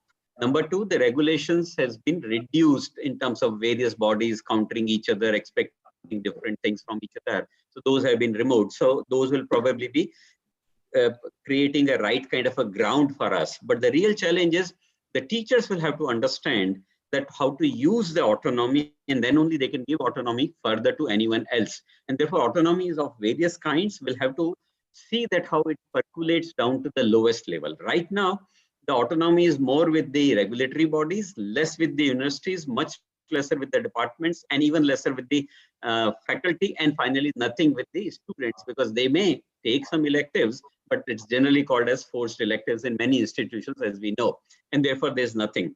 Now this is all going to break completely. There is a scheme called ABC, Academic Bank of Credit. I'm very fortunate that I'm working on behalf of UGC on that particular scheme, and which basically means anything on earth in terms of what a students would like to choose will be able to choose, whether it's a language, time, space, mode, online, offline, mixed mode, international, national, studying in 4 or 5 institutions, going slow, going fast, taking a combination of your choice. And suppose I take a combination of choice where I have taken 3 courses from arts, 3 from engineering, 3 from medical, 3 from architecture. It's a potpourri of courses, and therefore one may not get a specialization. Also, sir. Sorry to interrupt you, but I think this is going to be very interesting. In that case, if somebody, let's say my sister picks up 3 courses from engineering and 3 from arts, some literature, what degree does she get in the end? Yeah, that is what I was about to suggest, that someone makes a potpourri which is very crazy and doesn't reflect a specialization of commerce or arts, whatever. There may be a possibility. We have proposed that there will be a bachelor of liberal education. You don't have to have engineering or arts or commerce or whatever, liberal education. Same way in engineering, we want bachelor of interdisciplinary engineering now, not BTech in electronics or computers. What they want to learn, they would learn. They will take a call. They like Tanya as a teacher, they will come to your class and they'll skip my classes. They'll decide the timetable according to them. There are various things which are being framed in such a fashion that one can take it. But I have also received many interesting questions on this. Many people say our students are not matured. It's something like that. If you don't get into the swimming pool, you will not learn the swimming. So one will have to take them there. The second thing is, if they don't understand, we are not stopping the routine practices. We are not saying what we are doing till now is suddenly going to stop under the name of ABC. So yeah. 2 things on ABC. One, it's a boon for the top learner. If I'm a fast learner, by the way, I can do an engineering in 3.5 or 3 years also under this scheme, if everything goes through as a scheme. Fine, we are proposing that. So till now, you have heard that the NEP is allowing 3-year course to go to 4-year course. I would go to the extent by saying that a 4-year course can also become 3-year if I'm a very intelligent, fast student, which is there. But so for them, it's a boon. For the slower ones, the lower ones, who cannot cope up with the pace of studies of 6 subjects or 4 labs or 3 labs and so many other things which are there, they can very well say, I'll do my degree in 6 years right from the beginning, and there'll be no stigma. Every time they'll take 4 courses and not fail in anything. Right now, they are forced with a standard prescription of 6 courses if they're to register here, and that is a challenge. So once this ABC scheme is able to deal with the extreme cases very nicely, the very top end and the very bottom end, the rest is automatically taken care. There is no dearth in. So this is going to be something fantastic, supported by technology is must, because without technology, this could not have been done, that you choose your class timing, you choose your institution. I may be sitting in Chennai, but I may be taking 1 course in Delhi, 1 in Bombay. I may be doing 1 elsewhere, and I still make my degree and transfer my credits and all that. So that's the beauty of this flexible scheme or flexible stream. Thank you. Absolutely. Thank you very much, sir. Another question popping up in my head, but I will take it up later once I have the thoughts of my other panelists here as well. Meena ma'am, your thoughts, please. For a university like ours, where the primary focus is on agriculture and the allied courses, we find there is a very good opportunity out there through the national education policy with multidisciplinary fact involved in that. So there is a great opportunity, as Sir told, there is a great opportunity for those who really want to learn and grow. And definitely it won't work for those who are getting into a degree program just for the matter of the fact that they need a degree. So this is definitely going to be there. And the second important thing is blending of the technology with the conventional mode. Like as we discussed regarding the coding being introduced in standard 6, right from standard 6. That was primarily the intention is to make the kid, get used to the technology right from the childhood, which in our generation, which never happened. We had a computer subject as a, we had a third language, we had an extra subject called computer, and then probably in 11th and 12th, we had a group wherein we started learning computer science. So in that way, definitely there is a lot of opportunities available, but to what extent the accreditation bodies like ICAR and PCI and BCI will mold and blend the rules according to the new educational policy is a big question. We need to see what kind of changes do they make. That's fair enough. Fair enough. Thank you very much, ma'am. Sanjay sir, I'm going to quickly move on to you. You are on mute, sir. I think this is the most used sentence in the world right now. Yes. So our university is, as we call it, a unified university because we have attempted to bring all creative streams under one roof. So in that sense, there's already some unification happening. But we have also built in a credit system, an optional elective credit system base, where every student would have a choice of taking up about 6 to 8 subjects from any other streams in the university. Sir, quick question. Has this been done before the introduction of the NEP or after? Yes. You see, NEP has, what NEP has done is it has also taken up a lot of best practices from around the world. So these practices are already being adapted and being followed in many institutions. Yes. So it is not that everything there is new. So we have already following that. Every student has electives to choose from. And if he likes something, then he can follow up and take all the electives from a particular stream, make it a minor, or otherwise just pick and choose and whatever he wants to do. Interestingly, what we have also done is we have also tied this up with faculty development. So if as a faculty and faculty research, so if a faculty is, for example, doing research in a particular area, he can have the option of offering an elective into that research area. And if there is a new coming, let's say, topic or an area, for example, last year, we introduced artificial intelligence, and more than 200 students opted for it, which is almost like the whole population of 3-4 streams. They opted for it. So, this making these elective streams gives us a lot of flexibility to work with new research areas, with incoming areas. So you will be able to handle the scale of it as well. I think that's what you intend to say. Yes. Absolutely. Okay, fair enough. I do have many more questions lining up in my head, but we will move on to Kamlesh sir because we're running out of time. Kamlesh sir, your thoughts? I think I'll first agree with Sanjay that there is, I especially have gone through the whole 450 odd pages of the education policy. I don't find anything there that is not already existing somewhere or the other. It has a very heavy tone of system, probably because there are 1 or 2 members who are from that system. I think for me, the advantage has been that we are just a new university, therefore we can start with anything in any way. Fair enough, yes. I think in order to, I think we are going a little beyond what the policy is dictating. First thing is that I don't agree with the whole concept of having a 4-year program or a 3-year program. In a traditional credit-based system, that's something that we call even in the American system that it's a normal duration of the program. But a student can finish a degree program in 3 years, even though it may be a 4-year program, right? Our system doesn't permit you to do that. The issue is that today, if I graduate a student after 3 years because he takes more courses, more credits every semester, will the UGC say that, okay, now you have got the degree? We have some problem.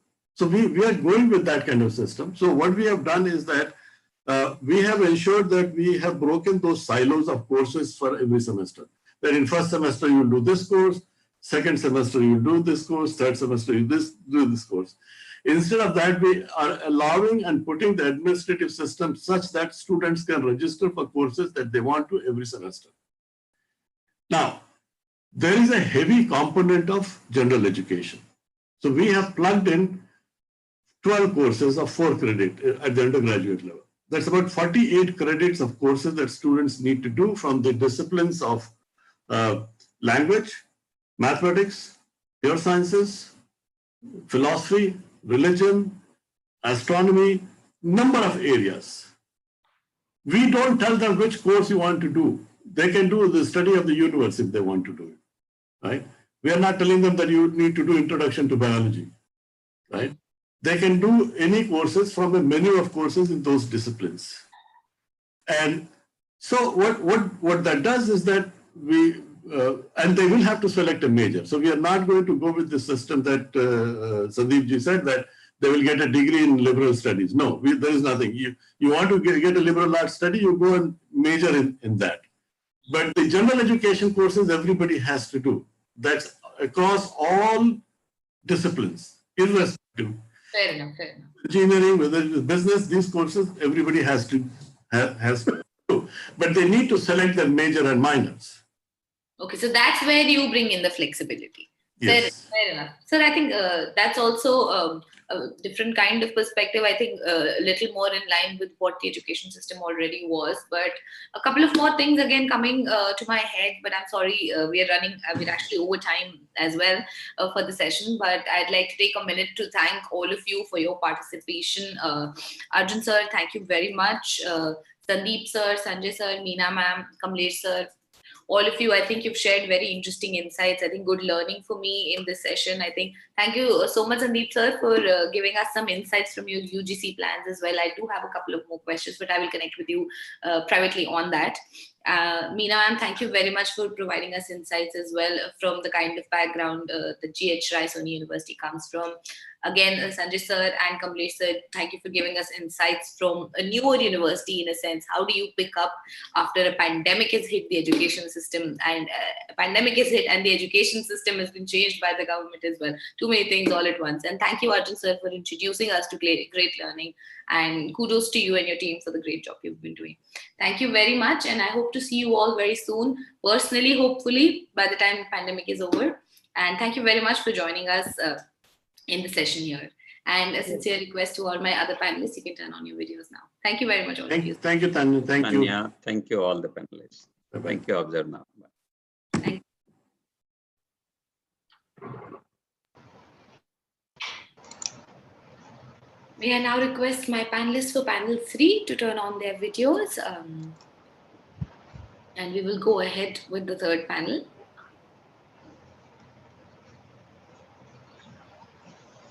Hello, ma'am. Hi. Hi, Tanya. As well for the session, but I'd like to take a minute to thank all of you for your participation. Arjun sir, thank you very much. Sandeep sir, Sanjay sir, Meena ma'am, Kamlesh sir, all of you, I think you've shared very interesting insights. I think good learning for me in this session. I think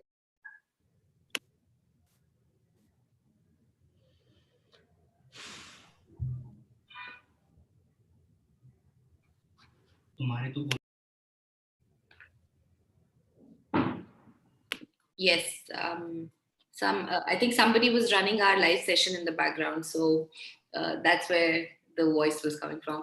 Thank you very much. Hi, Meghdut sir. Hi, Atul sir. Nice to see you once again. Hi, Rajita ma'am. How are you? I'm good. Hi, Atul. Hi, everybody. Hello. Hi, Rajita. Good to see you and nice to meet everyone on this lovely panel. Lovely to meet Hi, you all. Hi. Hi, Colonel Dagan. So nice to see you again. Hi, Mr. Alkedra. How are you? Thank you, Tanya. Thank you so much. Everyone. Hi, good afternoon, everyone. Check with everyone. I think we'll start with Rajita, ma'am.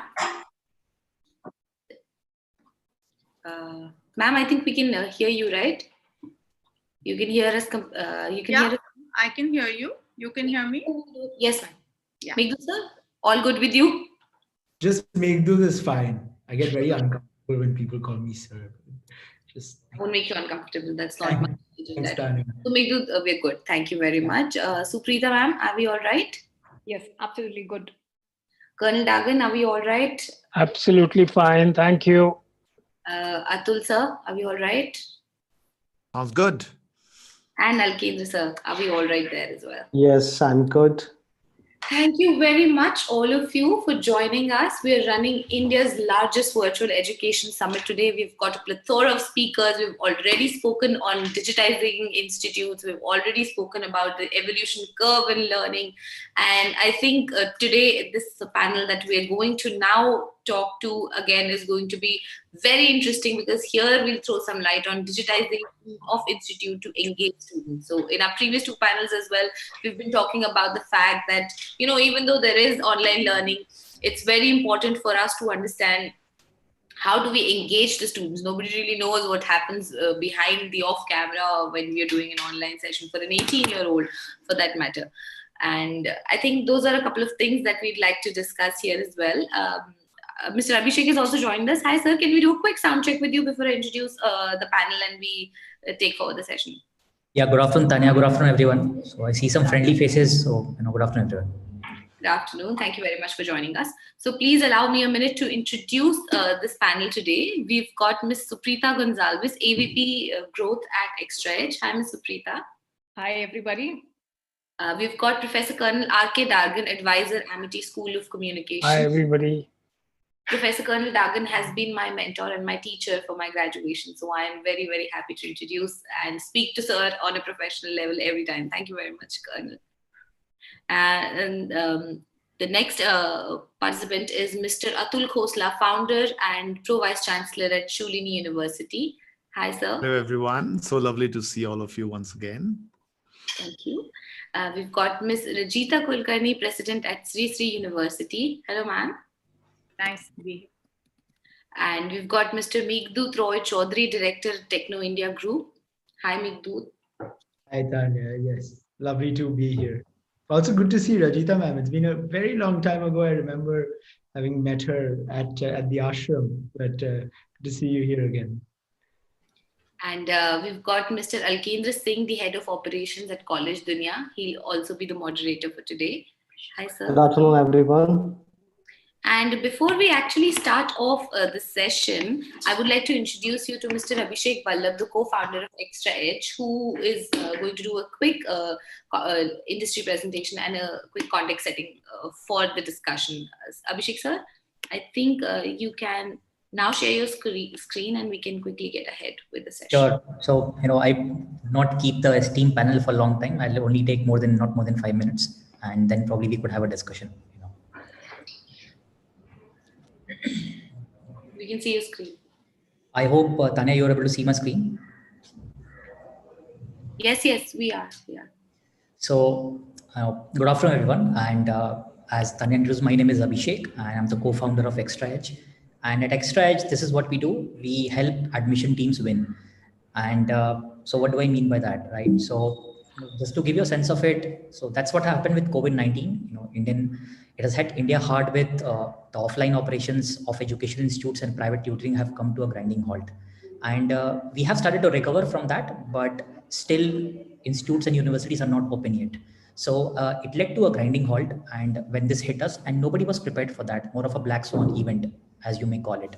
And we were hearing news like these that examinations were not over. Lockdown meant that physically colleges and schools were not open. Coaching and test prep were also shut down. And everybody on the panel and people who are watching us today got impacted in the education industry in one form or the other, right? But there was a silver lining to the cloud, and the silver lining to the cloud was that it acted like a demonetization moment for the edtech or education industry, as we call it. So, we saw that pre-COVID and post-COVID, the adoption of edtech probably moved by around 10 years, if not less. So it was the same thing which happened to fintech when we had demonetization, and this led to people adopting edtech into various avatars, and that's what we saw here, right? Now, as far as admissions are concerned, there was a very interesting trend that we saw. So, entrance examinations got delayed, but now they were complete. There was a new policy, education policy, which we were discussing, where skilling and distance education was promoted. And for a lot of people here on the panel, their admission teams and their representatives of the counseling team were working from home.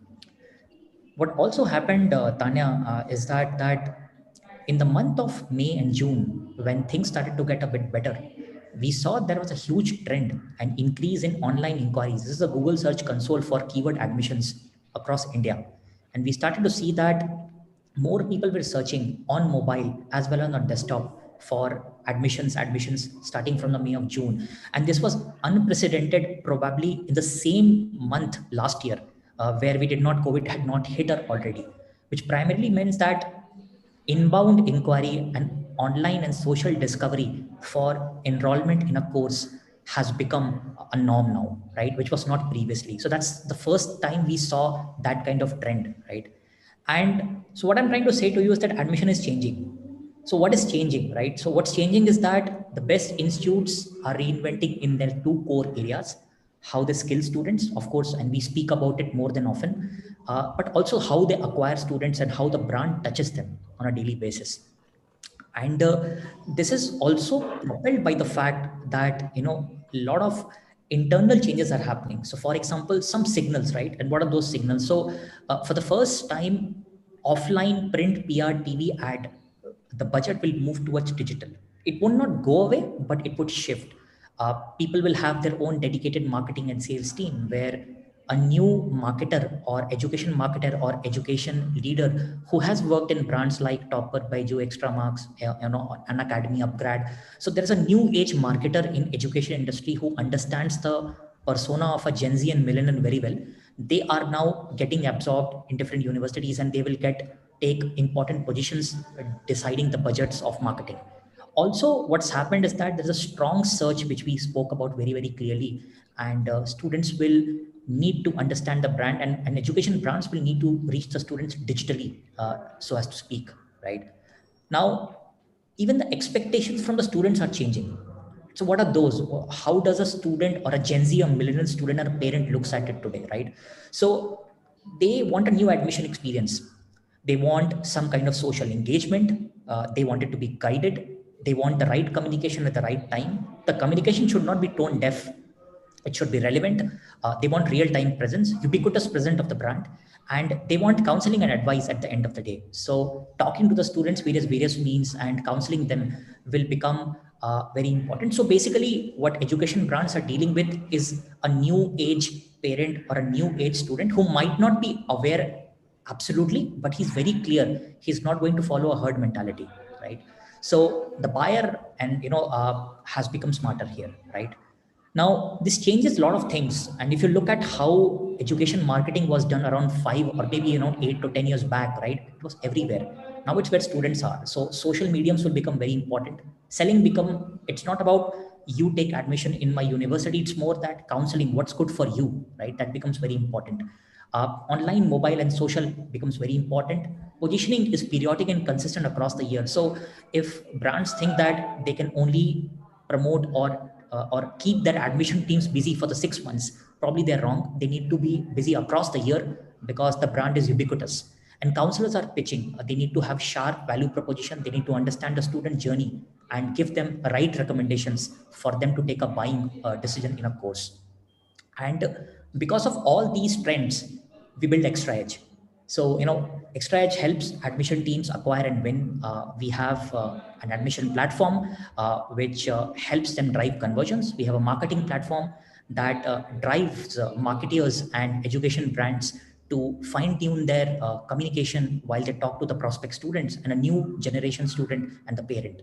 And our Predict platform, which also looks at past success and failure of an education's admissions and predicts using classification and machine learning that whether the student will enroll and if not, why, right? So what I'm trying to tell you, ladies and gentlemen, is that we were building this company for the past 4.5, 5 years, but what COVID did is that gave us a very clear purpose of why we're doing what we were doing and aligning it closely to get to it. So, for the past 5 years, we have been working with brands. We have been helping universities and education institutes move their counseling to remote. We have been helping big brands to move their application form and complete student journey to online. We have been helping a lot of offline institutes to bring their entire admissions and and marketing journey online. And we are helping some of the new age brands using tools like conversation bots, prediction, and WhatsApp to drive conversation. So these are some of the use cases for 200 different brands and admission teams that work with Extra Edge. Finally, this is where I'll end, and with this thought that the way admissions and happen in the institutes will need a strategy change. A lot of people have already done that, and some of the distinguished guests that we have on the panel have already done that. But for people who have not done that and are planning, it's bound to happen. It will be more discovery, it will be more tool-based and technology-based, and it will be more engagement-based, because the student and parents will have a very new expectations today, right? And at Extra Edge, we help these admission teams win year on year and meet their goals and make sure that a student for the right fit for the right course comes into a particular university and fulfills his destiny of best learning outcomes that could lead to a meaningful employability for him at the end of the day. So with that, I'll take a pause, and Tanya, I'll hand over to you. Thank you very much, Abhishek sir, and thank you for laying the context. I think, Alkeni sir, it's time for you to build up on that and take charge of the panel. I'll be here listening in, making my notes and making sure everything is all right. And just a quick note to everyone who's listening in, please feel free to put in your thoughts and questions and comments. And a quick request to you as well, sir, if you feel that there is any question that's very interesting, try to integrate it in the session, because we want to really encourage audience participation here as well. And if audiences put out any question to any one of you panelists directly in the chat box, you can feel free to answer it via text as well. So having said that, over to you, Alkeni sir. Good luck. You're on mute. World's most used sentence that I have used 5,000 times today. Go ahead. Thanks, Tanya. And thanks all panelists to join us. Thanks once again, Tanya and all the team, to invite me to join as moderator on this interesting topic, digitization of institutes to engage the students. This second part is real catch, actually, engaging the students. We all have dealt with this impatient audience, and it is really hard to engage these students. That too in online mode, it becomes more difficult. So I would like to start with Atul sir with my first question. So the question is, this major shift during the pandemic has done towards digital. So this will be rolling back to earlier stage once this COVID situation is normalized, or it is going to last for a longer duration? Kendra and everyone, thank you so much for the opportunity. I have some very strong views about online. And let's go back a few, 5 to 10 years back, right? If you've seen any industry that has not disrupted, you would ask, when will disruption happen? And I went from seminar to seminar talking about disruption happening in education and higher ed. And many of my very esteemed friends would tell me, higher education mein disruption nahi hogi. And probably that was the case because there was no incentive at that point of time for large, what I call big fat universities, Oxford, Harvard, or anyone else to disrupt. You also need to understand that the likes of Coursera and edX were monologues. They were one-way streets where the transaction with the customer, in this case, the student, was not happening. So naturally, disruption in education never happened. And everyone was sitting very happy. Huge amount of investments were happening and big brick and mortar. Ranjita is still very proud to have a building behind her because that's still how educational institutions project themselves. And then COVID happened. Within days, disruption happened and everyone was trying to figure out what do we do. And I think the biggest change that happened during COVID was what I call change management. It can take years to change people's minds. Transformation is not easy. But with COVID, at one go, we were able to transform students at one go. Students suddenly accepted that they have to get online. So Zoom became very popular like today. But more importantly, our regulators and our very esteemed so-called academicians across the country, across the world, suddenly started talking online. And I think that was the power of COVID that happened. Now, why am I so excited about online? I think there are three reasons for that. First, it suddenly democratizes access of education to pretty much everyone. And I'll give a small example over here. I have a young faculty member who showed me a lovely, video of his son trying to do a googly, and this guy did a perfect googly, right? If you know cricket, it's the way you bowl. And I used to play for my institute. I could never learn how to bowl a googly. And I asked Kamal, how did he learn how to play a googly? He said, he went to YouTube and he learned how to bowl a googly. And that struck me and I said, wow, suddenly you've got education through online reaching pretty much everyone in the world. So what's the important point I wanted to make over here is that for a university like Shulini, which I represent, and we don't have deep pockets like an MIT, for example, I suddenly am able to bring in the best faculty in front of my students. I've had 50 Nobel Prize winners in front of my students. I mean, I just couldn't have had that in the normal world. And that's going to be the first big power of online. The best teachers, the best learners can come together.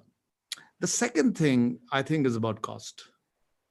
I fundamentally ask this question, why should a degree cost $100,000 in the US? I mean, it's, we hear about academic inflation. You should go back and ask yourself, how much did a pack of Haldiram cost you 15 years ago? And you'll say 10 rupees. I will encourage you to go back and again see that packet of Haldiram. It'll cost the same 15 rupees. Why? Because competition happened, value engineering happened, and they were able to deliver the same quality, probably better quality at a cheaper price. Never happened in higher education because I think there was too much fluff. And that's going to go away. Mind you, it's going to go away because education is getting disrupted and it's getting disrupted very fast. And if people think it won't, I'll ask this question another 2 years later. And I'll give a couple of examples here. So we have to start asking ourselves, why can't we deliver a very high quality degree at $1,000, $500? I don't know, whatever the number is. Why should a student be spending for my promoter's choice of having a lovely painting at the back? I went to a great new age university and the founder told me very excitedly, I got a MF Hussain, and I was saying, why should I as a student pay for MF Hussain at the back, right? So these fundamental questions that are going to come in Al-Kendra. So online is there to stay. It's going to be fundamentally different 2 years down the line. Even I don't know how it's going to be. We're all going through that phase. What I'm betting on is three things. First, I am going to ensure, as also the Dean of Academics at Shulini, that at least 30 to 35% of education continues online, even at the time when COVID goes away. That's number one. I'm talking about synchronous online education. Number two, you need to build tremendous high quality technology platforms to engage students. We, for example, at Collegedunia have been... Sorry to interrupt you, sir, here, but at generic level, at a broader level, what do you think these changes we adapted immediately after this COVID and lockdown, this is going to roll back or it is going to stay? Absolutely, it's not going to roll back, Alkendra. It's going to stay. It won't be at the 100% level that it's today. Expect it to move to a 30-40% level. Expect new platforms like Coursera, edX, and probably someone new coming in and pitching in. MIT has done some amazing work over here. So students will ask this fundamental question: why should I pay that 3 lakhs, 5 lakhs, 2 lakhs for a degree? They'll move to online platforms. Universities will start using technology in a way bigger way than what they've done in the past. Thank you, sir. So I'll move to Colonel Dargan, sir. What are your thoughts on this topic, on this particular question, that this is going to roll back or this is going to stay for a longer duration? Because some universities have done this temporary kind of adjustment and treatments to take care of this COVID situation. They have not purchased tools to deliver in online mode. They have not purchased and set the mechanism at their end. So what are your thoughts on this? Colonel, you're on mute. Again, I'm using the sentence. Am I audible now? Yes, sir, you are. Yes, First sir. of all, a very warm welcome to everybody on this panel. And let me tell you, it's a very big disadvantage to be on a panel which comes last, because most of the things that you wanted to cover have already been discussed. Now, let me ask a question, that what led to the digital transformation so fast? Is it the mindset of the people? Is it the CEOs of the companies? Is it the CTOs? Or is it the government? The answer is all no. It is probably COVID-19.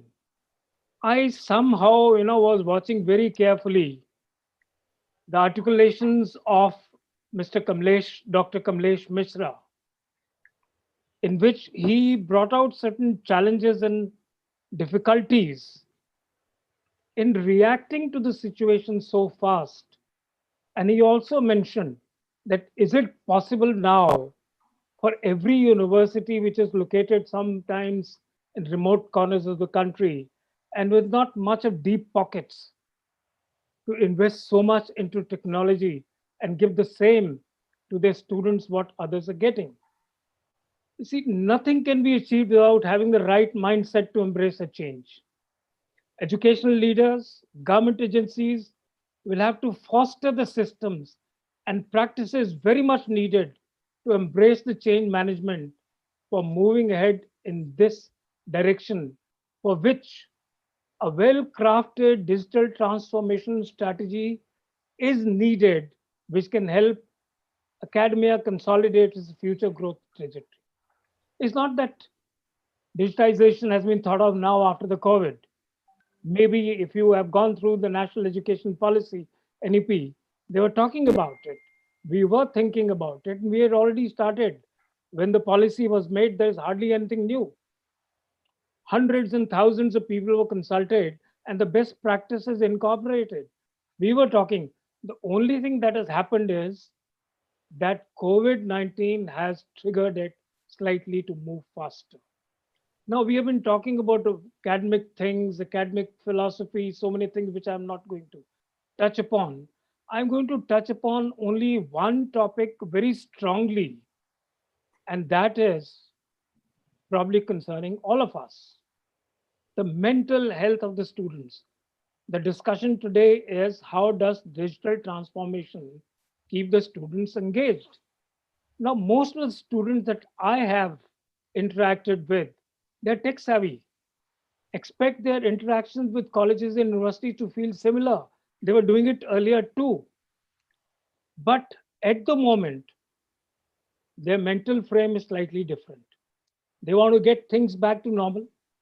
The first bump, the high five, the warm handshake, the hug is all gone for a long time. The personal greetings, the smile, the intimacy, the bonhomie has all been subtracted from the class of tomorrow. And if this is going to be the future, what will happen to the positive thinking of the students? the physical health, the mental health. The class has gone from social to asocial. Friendships, social networkings, campus bonding, and huddles are all on the hold for a while now. Invisible walls have come up, diluting in many ways the fun and euphoria of the campus life.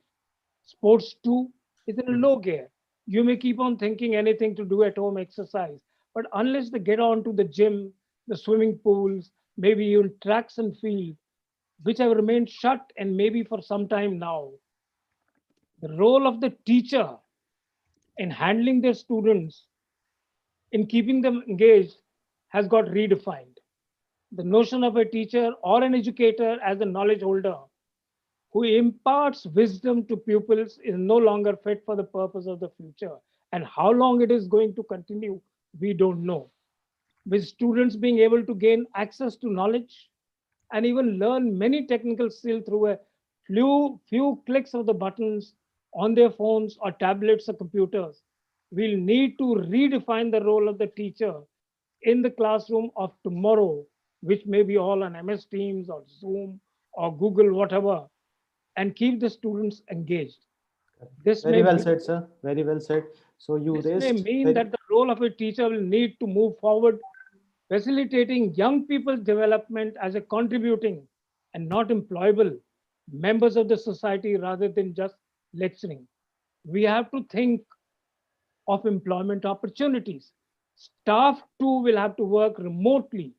Now, in our case, I started this thing in my department that we are all meeting on MS Teams very regularly, discussing, holding classes, talking to the students. But the staff started feeling neglected. I, in fact, started forgetting their faces. So I said, we'll meet them every alternate day. The staff will have to work remotely more often now.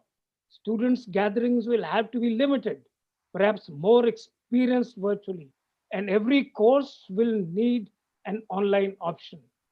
Does your institution already provide all these type of experiences? I wanted to actually join that time when Mr. Kamlesh Mishra brought out these challenges. And he said very clearly that universities with plenty of resources may go ahead. There are so many priorities and challenges facing many colleges and universities, such as how to streamline costs, how to standardize outsourcing, collaborations, shared partnerships, how to select and deploy application design for achieving student success and keeping them engaged. The libraries, will they be of the same value as of now? Or will have to probably convert, digitize the libraries? How to implement analytics to reach the objective of improving efficiency, data-driven decisions. All this happened so fast that we probably will have to start now finding solutions and well that's thought of solutions correct. to really move in the right direction. And maybe educators sometime have the misconception that students are only engaged individually with technology. No, their classrooms don't So look like separate sir, students. thanks for raising this important aspect, this mental status of students who are Yeah. dealing with this situation, where they cannot interact with their friends and all in physical mode. So we'll come back to you. We'll have discussion further on this point. I'd like to Rajita ma'am answer my next question. So this admission cycle for higher education domain is really very long. If someone who is showing interest in one university in November month, he'll take final call in month of June and July. So this duration of 9-10 months, keeping the lead alive to keep this prospect candidate engaged for such long duration, what we are actually doing and how we are planning to increase this, because in current scenario due to digitization, generating leads is not a difficult, generating impressions is not difficult, conversion and engagement is the real challenge across the industries. So what are your thoughts to address this situation? Yes, thanks, Alakendra. And nice to hear always Atul's thoughts and Colonel Dargan. Nice to meet you. First time I have the chance to engage with you. Yes, this is indeed a disruptive time for all of us. I think disruption is the norm of life. Evolution is the norm of life. And right now we are going through, what COVID compelled all of us to do. I think that could be considered as one of the only positive outcomes of this whole pandemic, that I think all of us would have not ever thought that in a span of 3 to 4 days we could all migrate to at least a virtual learning mode, which is what most of us in India, in the university space, higher education space, have been able to do. I sit on the board of our trust, which manages 100 schools and runs 100 schools. We were able to do it for our schools also. So we did it in a panic mode. We did it in an adventure mode, I think.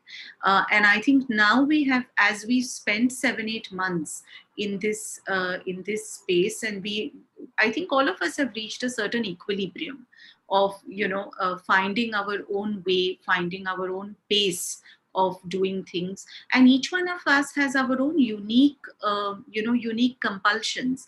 Atul's university, for example, is in the mountains, where he must have his own challenges of network accessibility, demographic challenges from where his students come.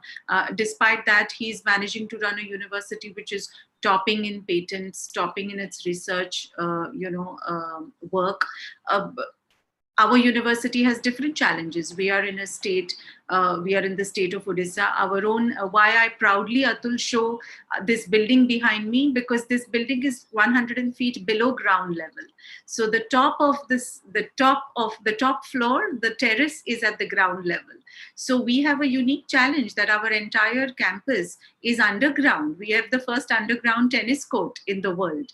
And, though we've been able to deal with reverse plumbing, when it comes to Wi-Fi, to have Wi-Fi at 150 feet below the ground level has its own challenge, even if it has been, even if it's available.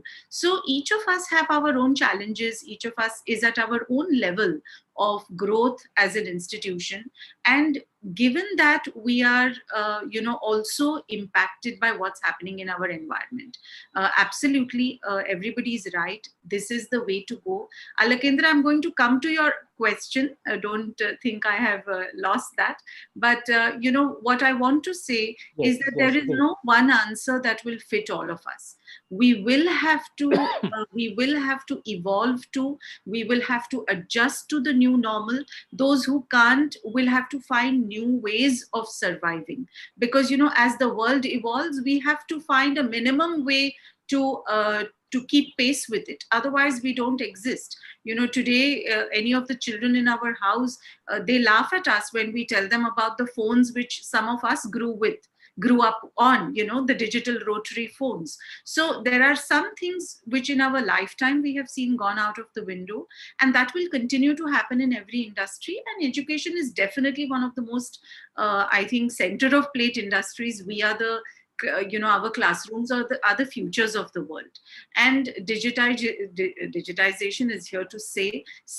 How much of it can be embraced by how many of us at how many levels is a result of a number of outcomes. And what I feel extremely proud of, especially in India, in all our interactions with universities from around the world, I think we should salute the teachers of India at every level, because the pace at which we went online after the pandemic hit us as a country, I don't think any part of the world was able to do that with the kind of speed we did it. So I think, our inherent mentality as Indians of being able to do things, embrace challenges head on, I think this time we proved it. I'm really proud. As much as we salute the first responders, I think our teachers need that salute as well. And that has affected every aspect of education.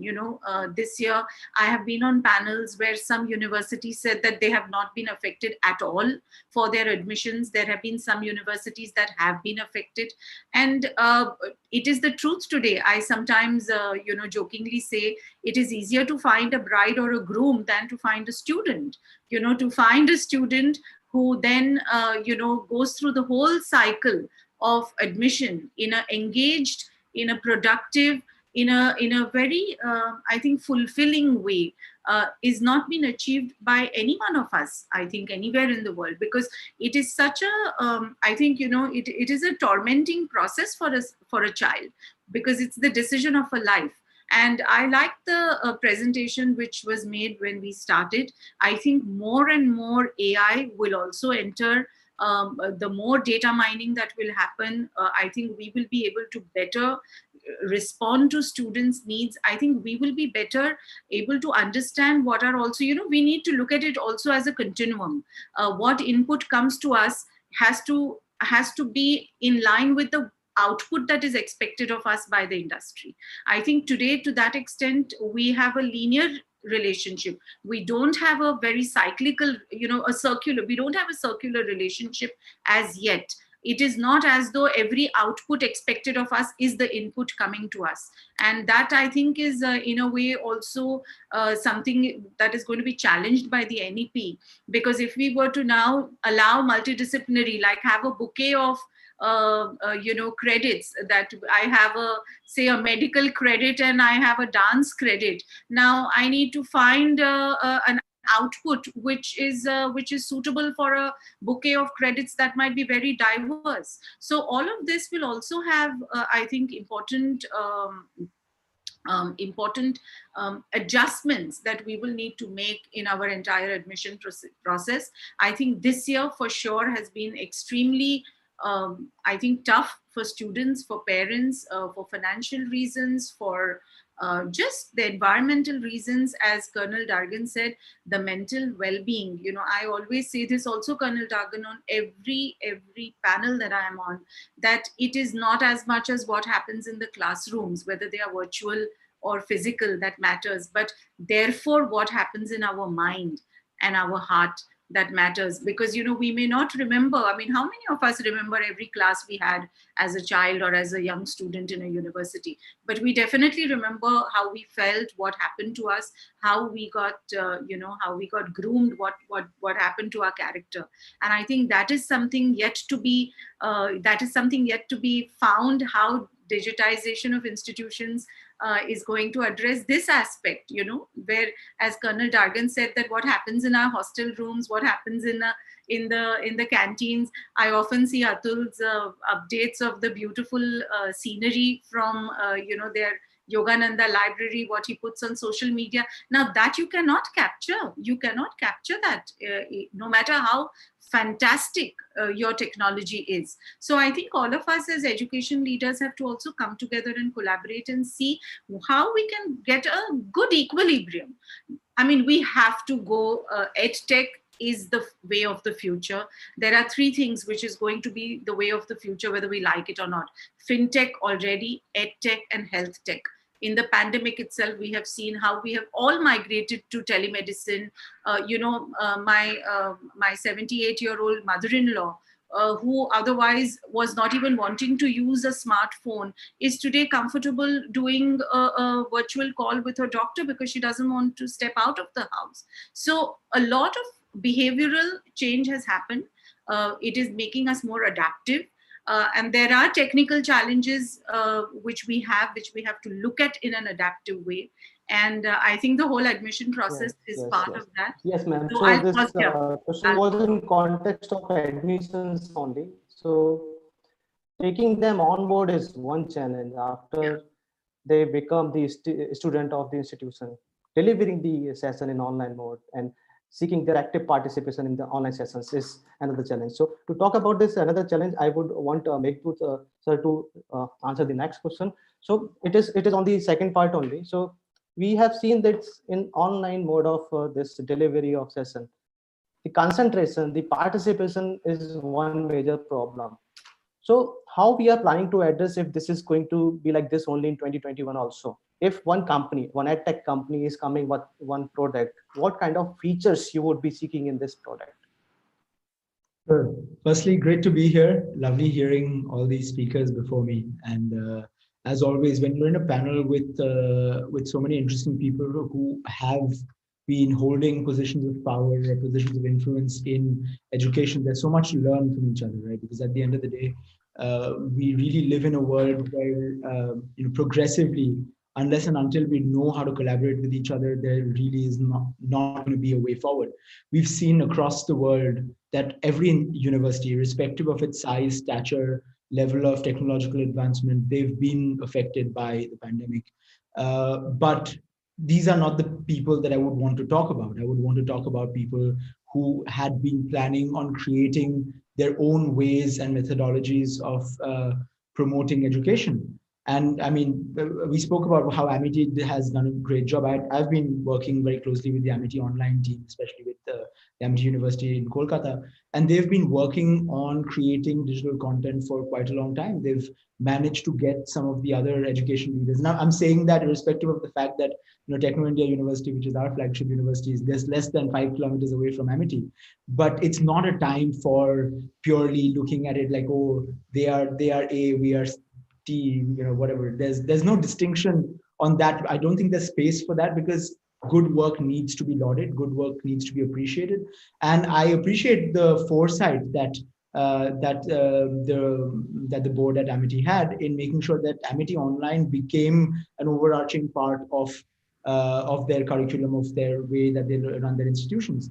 I would also on this point want to mention somebody who I have been looking up to for a very long time. Sonam Wangchuk, who has been running, of course, we know the school on which the Three Idiots was based, but he is also recently has been working on building a university called Hayal in the mountains in Leh. And one of the things that he did, I think it was a couple of years ago, I don't really exactly remember, but what he did was he invited education leaders from across the world to his university. And at that time, the university was barren land. There was really nothing happening there at all. And he got a bunch of very interesting education leaders to come and talk to each other and talk to him. And we had these workshops where we tried and figured out where the future of education was headed. I want to talk about education leaders like that. I want to talk about people who are not constantly trying to catch up with what the future is going to be, but who are trying and predicting the future and working towards it.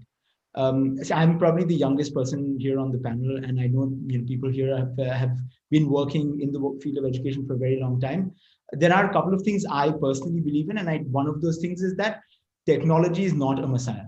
Technology is not going to solve all our problems, irrespective of what field we're talking about. I do agree with Ms. Kulkarni on a certain level that yes, edtech, fintech, health tech, these things are important. These will probably pave the way for the kind of future that we're looking at tomorrow. But at the end of the time, even if you look at engagement, Alkendra, take a look at a panel, okay? Take a look at any single panel that you are hosted, if you've hosted before. I've personally been part of about 300 panels in this pandemic.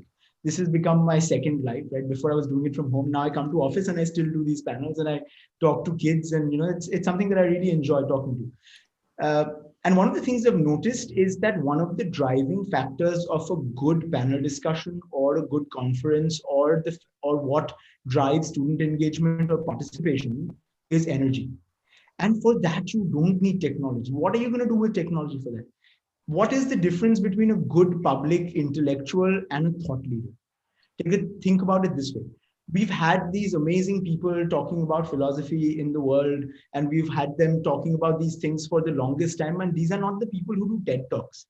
People who do TED Talks are considered to be thought leaders, and this is the new generation of the Joe Rogans of the world, and you have the Elon Musks and all of these people who are driving an agenda. That's not what public intellectuals were meant to do, right? They were meant to come head to head with authority, come head to head with the status quo, and create new disciplines, create new ways of doing things. That was the beginning of education. Even if you look in Greek mythology, not even mythology, the beginning of Athens, where all of the leaders of society would come together and debate amongst themselves. The same thing was also happening in Takshashila in the beginnings of Indian education. And all of that was about energy. All of that was about connecting with the people who were sitting on the other side, irrespective of if it was under a tree or if it was on the other side of a little box, which we call Zoom. People need to find their own ways of communicating with people. And I think there is no two ways of doing that. I've seen some of the greatest, at this point, we run about 100 institutions across the country, about 5,000 students 5,000 teachers at any given point of time, about 100,000 students. And I've seen some very, very, proficient professors with 30, 40 years of experience in teaching, failing to come out and deliver their lectures in a way which is understandable, which these students can take in and take away solid outcomes from that. However, you also take a look at kids who are just out of college, maybe just finished their masters or doing their PhDs. They've come on board as management trainees, so they're teaching, just starting to take classes. Maybe they just understand the ethos of the students better. Maybe they're just able to engage with the students better, create a more relatable classroom. For that, you don't need technology. For that, it can be done irrespective of if you have technology, if you have video, even if you're just on audio. I know that if you put me or anybody that I like listening to in front of an audience of 500 people or 5,000 people, irrespective of preparation, I'm sure I would be able to at least hold their attention for an hour, irrespective of what we are talking about. That comes from the perspective of having been doing this over and over again, reading, inculcating one's own knowledge and being able to deliver that. That is how you build engagement, not through technology. There are, of course, tools. Technology has its own limitation when it comes to skill-based session. If you talk about workshops, if you talk about chemical labs, it cannot be done through Zoom.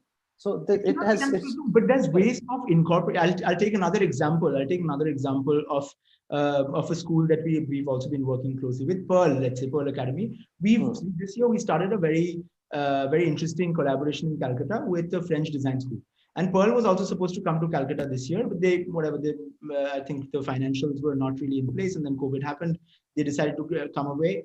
But again, I like to applaud people who are doing good work. What I saw with what Pearl did was, it's impossible to do design work just on computers. Especially if you're doing interior design, fashion design, you need certain tools. What Pearl did very interestingly was they created these, study at home or work at home kits, where the medium of instruction was still over Zoom. It was still being done online, but they did send these physical kits to every single student's houses so that they could, continue learning the way that they wanted to. There was this very interesting startup that was working with young school students, making these little labs for them, these small lab kits, and they were sending it to people's houses as a subscription model. That's the kind of future technologies which would, and this is not even technology, it's just a kit, it's like a little box with a bunch of things in it that is being sent to a kid. But that's the kind of forward thinking planning that I'm talking about that needs to happen more and more in education. We need to applaud that. We need to incorporate that into our day-to-day activities at education as well. So lots to talk about again, but we'll have chat again if time allows. So Preeta, now because you and me are not from academic side, so the kind of question I'm going to ask is a bit different. So because of COVID, usually there is a certain number of interstate movement from one state to another. As you're dealing with 200 plus clients, so can you please give us some insights at how this pandemic impacted the interstate movement? Sure. Thank you, Alkendra. A warm good evening to all the panelists. It's an honor for me to be a part of this discussion. And most certainly, Colonel Dargan, against what you said, I think most best things come at the end of everything. If you look at most webinars, most sessions, all the freebies, all the surprises come at the end. So lucky audiences who have been a part of, this panel, I think you would be getting the most information and most knowledge out. So to quickly arrive at your question, Alkendra, I think it was a state of panic when the lockdown was announced, right? Because majorly the last few years, most institutes have been targeting students from across the country. That's where a lot of digital spend was. That's where a lot of effort had gone into. And now that the lockdown was announced, and that students are not going to be crossing borders, and that put most teams into a large amount of panic, most managements as well. So yes, there was a lot of retrospection of what needs to be done, and many of the institutes who already had a digital infrastructure around their admission processes were the ones who were able to come out very successfully, in fact, this year. So in terms of impact, if I have to say, firstly, there was a adverse and converse effect as well, because firstly, students did not look at traveling outside the state, which means they started looking inside the state. I would probably look at which are the universities within my own state, which I probably had not discovered earlier, right, or considered earlier. So and the number of universities and against the number of students who would apply remains the same given the context. So strategically, there were a lot of institutions who were able to adopt the technology needed, adopt the strategy needed to be channelized that effort and energy for those students within the state, to be able to draw them, give them the necessary user experience or online facilities for application, be it for payment, making it convenient. So most of the universities or institutions which were able to do this were the ones who were largely successful this year. And talking about the tools that could have that have actually impacted this, of course Zoom became very, very popular, right? One of the things that we at Extra Edge also did was, with our own institution, in April we released an integrated counseling app. So this helped the counselors to do a quick talk with the student, connect with them, because walk-in and campus infrastructure, as Atul sir was mentioning, Rajita ma'am also mentioned, these are a very integral part of the admission process, of that decision-making process for a student. Even today, I have heard many colleges out there, in the hills, say that students want to see the infrastructure even before they start attending the classes, even before they want to ensure make their admissions complete. They would still want to come and see, hey, what infrastructure will you provide me next year? So when you have such aspects, right, I have also seen institutes who had a 360-degree view of the campus. So with this tool, it became very easy for a counselor to tell the student and his parents, hey, why don't you come quickly on a browser-based call? And I will probably walk you through that 360-degree view of the campus, virtual tour. And we do that, conversation, we do the counseling, answer all your questions.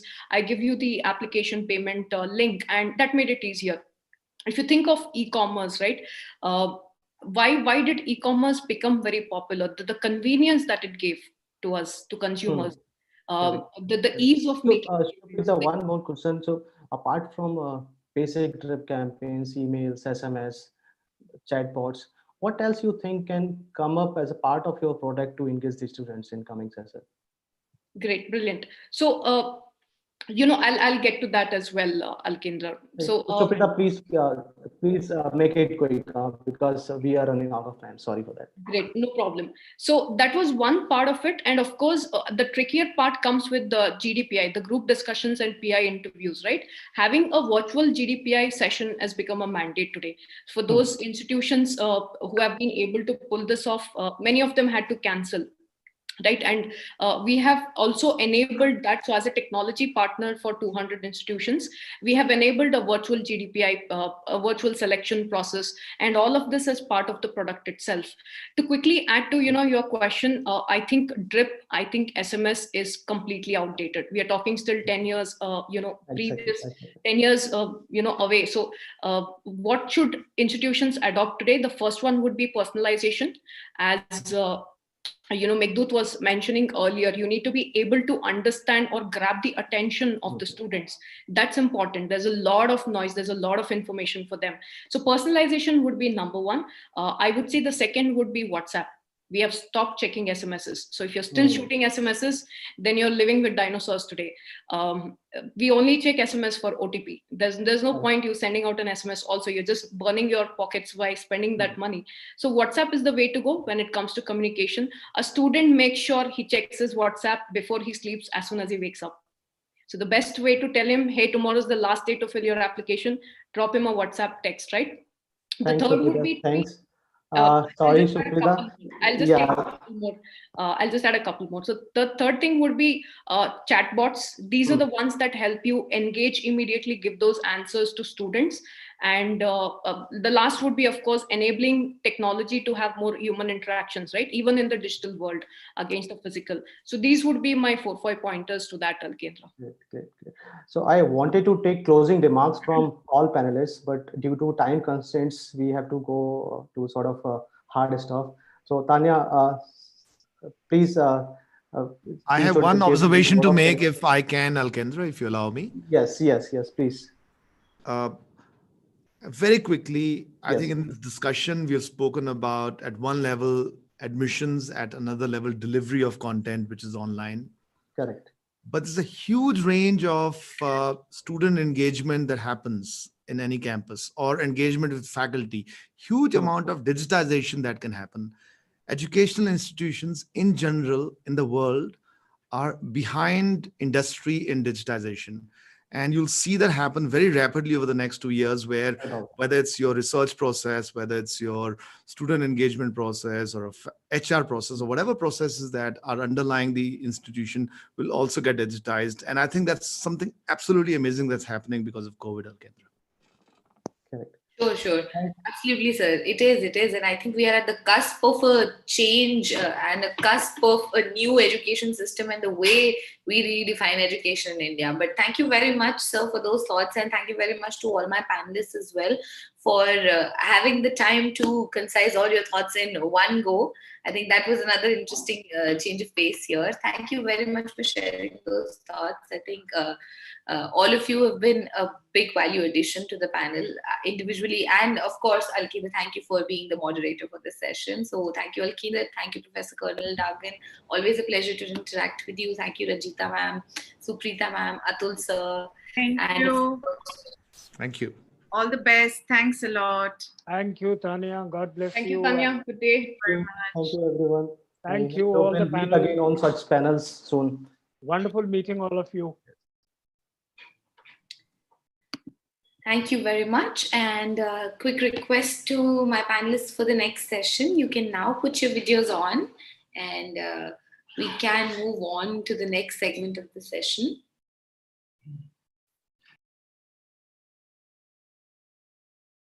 Mute पे हूँ.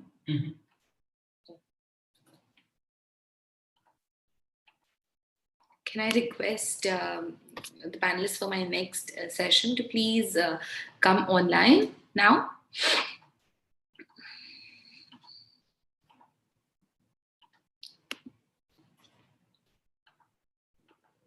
Can you all please turn on your videos? I hope our audiences are having a good time. I can see a lot of consistency in everyone who's joined us since the very beginning.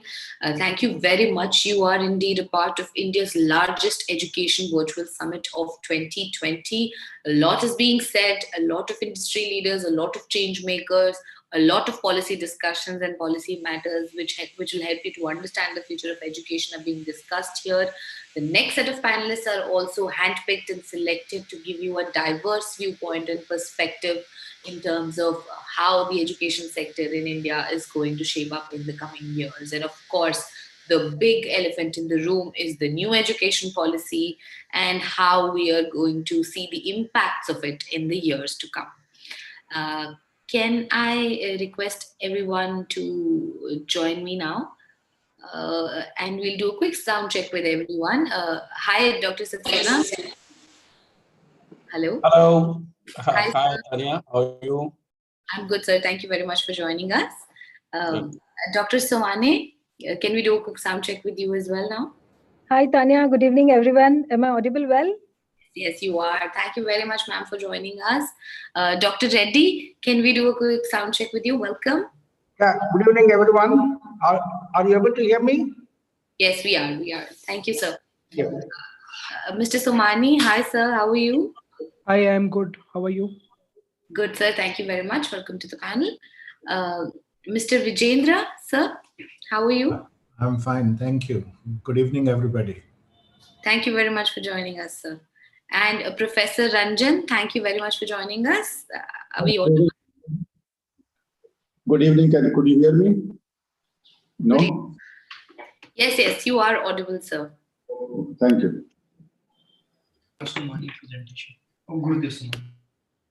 So thank you very much. And we are headed towards the last panel of the virtual conference today. But before I start off, I'd like to take a minute to introduce all my esteemed panelists for this session.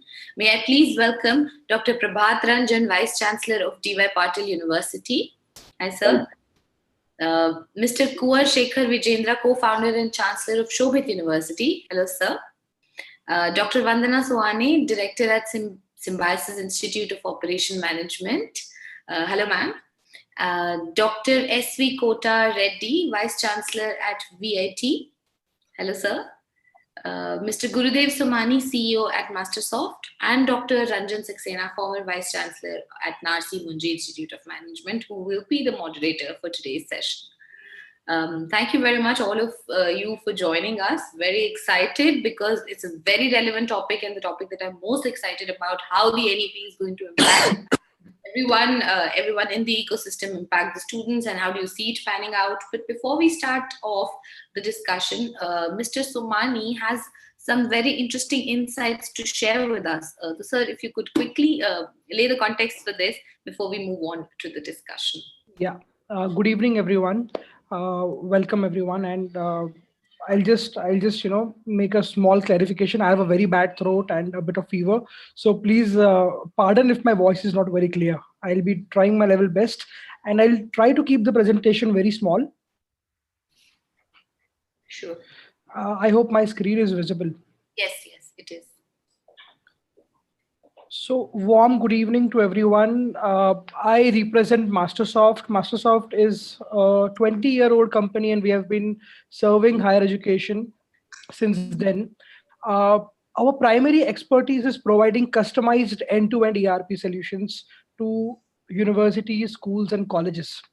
While I lay a lot of stress on customized, we do follow the best practices, and we have been serving more than 2,000 higher education institutions with more than 10 million learners who have benefited till date. The problem we solve is what we see today is institutions having, they have to change their systems according to the product they use. But what we do is we provide you a end-to-end 100% customized solution which benefits the institution. The company was founded by Mr. Sham Somani. He himself is an academician who worked at Nagpur University for 12 years. And we have been backed by prominent academicians of the country, Dr. R. Natarajan. I believe everybody knows him. He has been the director of IIT Madras. He has been the chairman of AICTE. Dr. S.S. Gokhale, Mr. Sharad Heda from Microland, and Mr. Madhu Kela from Reliance Capital. These are some of our premium customers. These are majority the government customers. Mizoram University, BITS, HSNC University, SSSV University. Majority of NITs of Government of India have been working with Mastersoft for the last few years. These are a few autonomous arts, commerce, science institutions. These are a few large school groups. So our expertise comes in where there is a large group which has got multiple types of institutions, schools, colleges, universities, medical universities, agriculture universities. This is where our expertise lies. It's a 100% secure solution. We are partners with Microsoft, and these are the 4 A's of education that we cover very well: admissions, attendance, assessment, and accreditations. These are the 4 pain points that every institution, at some point or the other time goes through. These are our solutions for schools, colleges, universities. I'll just quickly take you through. This is how our overall solution architecture looks like. The educational trust or the government bodies at the top, and then there are various departments, students, officers, faculty, staff members, etc. I'll just quickly take you through what we call as the student life cycle that starts with the lead management, registration, admissions, then the academic, timetable, attendance, learning management, alumni, hostel, library, training, and placement. So the complete life cycle of a student is covered in these solutions. Then you have got the faculty life cycle, which starts with online recruitment, employee profile, payroll, service book, PF, income tax, complete end-to-end solutions, and these are the best part is these are customized as per your requirements. Again, then these are the basic other administration modules like accreditation, data management, finance, library, purchase, stores, inventory. We have integrated with Microsoft's Power BI. So because of that, at the top you get to see all the BI dashboards, etc. So I'll quickly just move from the take you through some exciting. Yeah. So this is a photograph of the accreditation data management system launched by Microsoft in February 2020. This was just before the lockdown, and more than 400 principals from across the country were present. These are a few dashboards. This is a NAC dashboard. So I believe everybody has to go through a NAC accreditation or OBE accreditation, NBA accreditation. So we take care of all the accreditations that institution has to go through.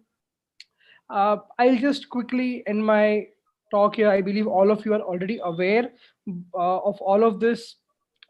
So just quickly taking you through uh, how the dashboards look.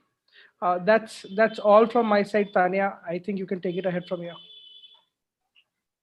Thank you, everyone. Thank you, everyone, for watching so patiently. I know this is the last panel discussion today, and I'm sure nobody likes presentation on a Friday evening. So I do know that, and I just quickly took you through. You can always contact me later if, in case you have a requirement. Sure. Thank you very much, sir. I think, Dr. Saxena, it's the right time for you to take on this session and help us understand the new education policy and its impact, and help us understand where we are right now and what can we expect in the coming years. So I'm going to hand it over. Thank you, Tanya. And it's a pleasure to be here today to moderate a panel discussion where we have some very distinguished heads of institutions and also entrepreneurs, I would say, who are very, very successful kind of entrepreneurs. So my very hearty welcome to each one of you in this panel discussion. The session is really on the impact of NEP on the institutions. And obviously we are looking at it from the perspective of what are the opportunities that exist for partners within the ecosystem itself, within the ecosystem partners itself. Now, let me just very quickly, and I'll just put down the context before I would really take on the issues that I had talked about it this morning in an email that I had sent to you all. NEP is perceived as a transformative change. The National Education Policy 2020 is seen as a transformative change, primarily because I think it is a policy that brings back the basics of education right up front itself. You know, somewhere or the other in the 90s, in the face of the liberalization and an exponential growth in higher education, we tended to forget that the much more fundamental part of education is really that of developing students as the explorers, those with the discovery skills, those with creativity skills, those with communication skills, those with the ability to, or skills to manage diversity, etc. Now, somewhere or the other in the last 2 decades, we really lost out on that part of it. What this policy is really telling us is really taking us back into the same path. And the most critical part of is this: there are 3 legs on which this is really standing on, or rather 4 legs on which it is standing on, 4 pillars. One is the academic reform, which the policy is really aiming at, which is where the institutions would have to really take a very major initiatives. In fact, they would have to bring about a transformative change, a mind change. We have a mindset problem. I've always believed that we in education, are all fossilized. We don't want to look beyond. We don't want to really accept what are the new things that we are doing. We keep on adding and adding and adding and become a fat duck. In many of the cases, we have become fat duck. We resist change. And as a consequence of which, there is a very big question mark on the relevance of the degree that we are awarding today. What the National Education Policy is saying is to go back and take a look at it from the point of view of what is the kind of academic reform that we need to be doing back in our own institutions, including the examination reforms that are truly needed. And I will not go into a detail of it because there is so much of the time is very limited. The second big pillar is that of the excess. If the government is talking about improving the GER from 26% to 50% in the next 15 years, obviously we are talking about access to the institutions by all segments of the people itself. So how do we improve the access? Now, just merely expanding the physical facility is not really going to help us. Today, technology is a way forward. And technology can, the moment we bring technology, the scale is easily achievable. And it isn't just merely scale within the domestic market, but it is truly speaking the global market that becomes available to the Indian higher education. So the second pillar is that of the technology, which is there. The third pillar, which is there, is that of the quality, the excellence, the accreditations that are there, for example. So the national education policy takes away the role of the UGC and the AICTE and all those kind of controllers who have been there. Just this morning we were listening. I was in one of the universities academic council where all that we were discussing was what the statutory councils have really said, and therefore I did say that if statutory council had said that, then you can't really do anything much, which is such a sad story to begin with at this point of time. What the national education policy is saying is that here is the time when we need to look at it from the perspective of how do we improve our quality, how do we really improve our accreditation and governance structures that are there. So it is from all these kinds of 4 pillars that really speaking, there's going to be a whole lot of a change that is envisaged. At the same time, we are also talking about revival of languages. We are talking about revival of some of the other disciplines that have really got lost out to. So, ladies and gentlemen, what I would do today is that we would first of all listen from our very learned panel, and I have really requested each of our panelists over here take 5 to 6 minutes, 5 minutes so, if each one of you could take that and speak your kind of a thought on this. And then I would, time permitting, we're going to raise 1 or 2 issues with all of you, although I have listed about 5 issues, but it all depends on the time whether we are able to really take all the 5 or whether we do it by only 1 or 2 issues. That's where we are on. So let me start by inviting Dr. Prabhat Ranjan, the Vice Chancellor of the D.Y. Patil International University. Dr. Prabhat Ranjan. Thank you so much. I would like to start the discussion with this document, Technology Vision 2035, that I was heading TIFAC in Delhi for 5 years. During that, we prepared, and Prime Minister released this document about 5 years ago. The reason I'm mentioning is this: we saw a lot of technological changes that were going to happen in the next 20 years. And this document is also supported by a set of 12 documents, which sets the technology roadmap for the country to achieve the vision. And I put education on the top. Education was the first one that I put. And when the NEP 2021 the committee was discussing that, we had a half-day session with them because we also released the education sector roadmap. And we had already seen a number of changes that we have seen today in the COVID era. And one of them was the role of teacher is going to be changing. It's no longer going to be the role of giving the knowledge. So the role changes from being a sage on the stage giving sermons to being a guide on the side. And so that's the change we are seeing. We'd also require that in addition to reading, writing, and so on, that each student must have the capability to handle equipments, machines, and so on. That's the kind of change that COVID as accelerators has puts into the situation. Coming back to the topic of discussion, the kind of engagement we have with the partners is going to see a very fundamental change, and something that I've been trying to do for the last 2.5 years that I've been the founder Vice Chancellor of this university.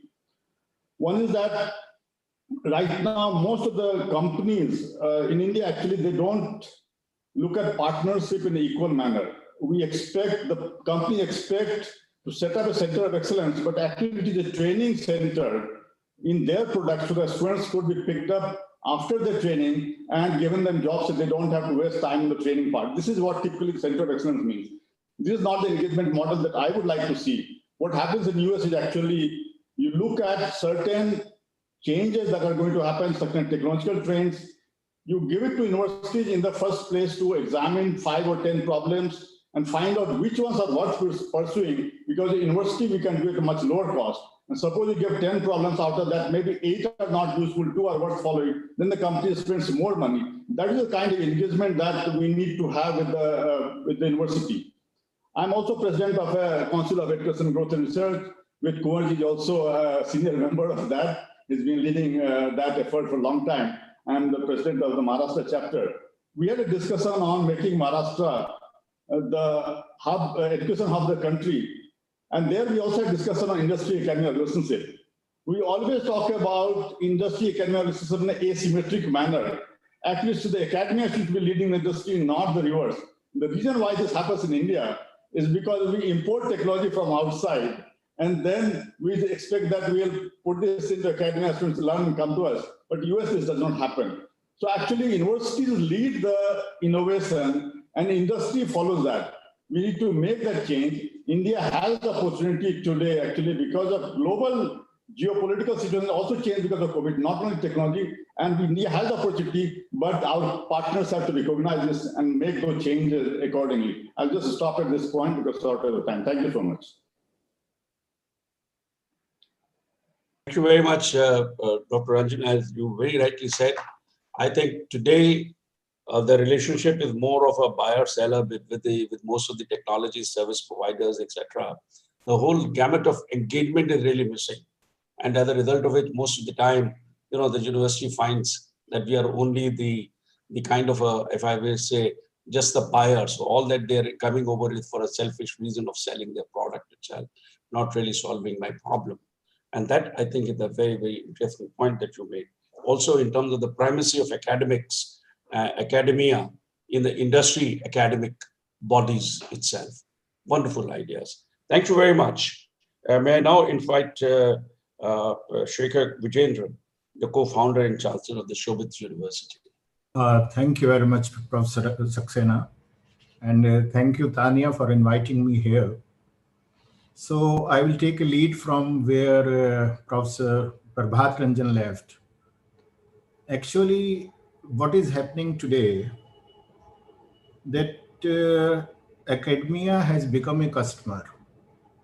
And since morning, if you see all the presentations, discussions, whatever were there, maximum time we were not talking about education, we were talking about technology which can be sold to us. And I believe that in new education policy, this National Education Policy 2020, if I look at, what change has come? A historical correction has come, what Professor Saxena also mentioned, that from mechanized human resource to make human being, this journey we have to travel again. So I always say that the purpose of education is Manorbhava. If you are a good human being, then you can do anything. You can be a good professional, you can be a good manager, engineer, whatsoever you wish to be. And that journey has started again, where we are talking about your own pace of learning by multi-entry, multi-exit mode, where we are talking about that everybody in a school should learn, and gross enrollment has to be 100% in schools and 50% in higher education, where we are talking about our native language issues, and we are talking all those things together. But we have to understand that very first tweet, when this new national education policy was declared by the Prime Minister, was that it is not an education policy only, it is a policy of nation building. And the complete gist lies there. Because for me, if I look at education, the purpose of education is nation building. And when I look at the ecosystem partners, I'm coming on the second part because I see that time may not permit us to go further. So our ecosystem partners are not only at tech companies or fintech companies or health tech companies or AI companies. Our ecosystem partners are government, management, teachers, students, institutions, and the society at large. So we have to see Because if very myopically we look at, okay, COVID-19 is there, we all have switched over to edtech companies, we all are going digital, people are calling it new normal, which I say it is very abnormal indeed, because I know once this vaccine will be there, after that, if we will talk, those who are talking know this learning, digital learning will remain there forever. I will see that blended learning will be there, which was earlier also there, and it may not be 20-30% more than that. So now we have to understand that thing, that what actually we are looking forward. And this new education policy, I'm using the word new, not national, because for me, there are many news and very lot of things are there, which we have to understand. The three pillars, what Professor Saxena was talking about, they had always been there. We missed them because we were in a race to create human resource for industry. They were coming to us, okay, I will set up a lab here and you make people for me. So personalized education for what India was known is missing. Surprisingly, today we are telling that AI will bring personalized education again. I have my doubts on that. I may be wrong. I wish to be wrong. But that, yes, personalized education was there always, and it has to come. The beautiful thing, what happened in last few months, what I have seen, the best thing that our teachers, those who are thinking they know everything, what I teach, what I preach is the final word. Now they have to relearn. Reskilling is happening. In every classroom, in every session, we are saying that co-learners are sitting. On one side of the camera, a co-learner, a teacher is sitting who is learning new things. And on the second side, there are students sitting, they are also co-learners. So this concept of learning started. From teaching, we have moved to learning. And when learning starts, then it starts bringing a change, complete change. Because learning cannot be by somebody else only. Self-learning is started. Unlearning is started. Relearning is started. Yes, this is what change has come. When I look at like there are so many challenges also where opportunities are there are challenges also, because for me, a university means what? A center for creation of knowledge, a place where integration of knowledge is happening, a place which is giving an opportunity of application of knowledge. So in digital world where there is a huge digital divide in India, especially if I look at, many things are not happening. Just what we are doing, we are trying to transfer the data from 1 to 2. We are just telling, okay, I will complete my syllabus, I will take your examination. Again, the same thing is happening. We have to change that mindset. And the best thing, again, one of the important thing what happened, that we started experimenting. What we never did, experimentation in the classrooms, we all are doing from last 8 months. We are doing experimentation with Coursera, edX, Indian providers, LMS providers. Okay, this will happen. Okay, if I can use a mobile, if a laptop is not there, if I can use WhatsApp, if it is not there, if I can do this thing that way, everything is happening. A lot of experimentation is happening. Even our teachers in the classroom, what they are doing, if virtual labs are not there many times, like we have a faculty of Ayurveda. So in Ayurveda, no content is available. And once content is not there, so we have to create that content, and creation of that content, our teachers are doing a lot of experimentation. Wonderful things are happening. New learning is happening. So this is actually what, because I personally believe, Mr. Somani's presentation, however, it was very brief. I was looking at that. EdTech for me is a tool to administrate the non-academic activities of an institution. EdTech can be a tool just, but it cannot help me to empower my students through education. It cannot. Yes, for the time being, we are doing it. Maybe some papers they wanted to take because this online digital learning. In the previous session, Atul was telling from Shuluni University, and I was there. So what is there? These all are not for young boys and kids. They are for adult education. Okay, GR, we have to increase our gross enrollment ratio. For people like me, if I want to learn something, okay, I will go digital. I will learn something. But if I feel that my student, or if my student in multidisciplinary areas, if he wants to do something, learn something which is not offered by the university, they can go for that.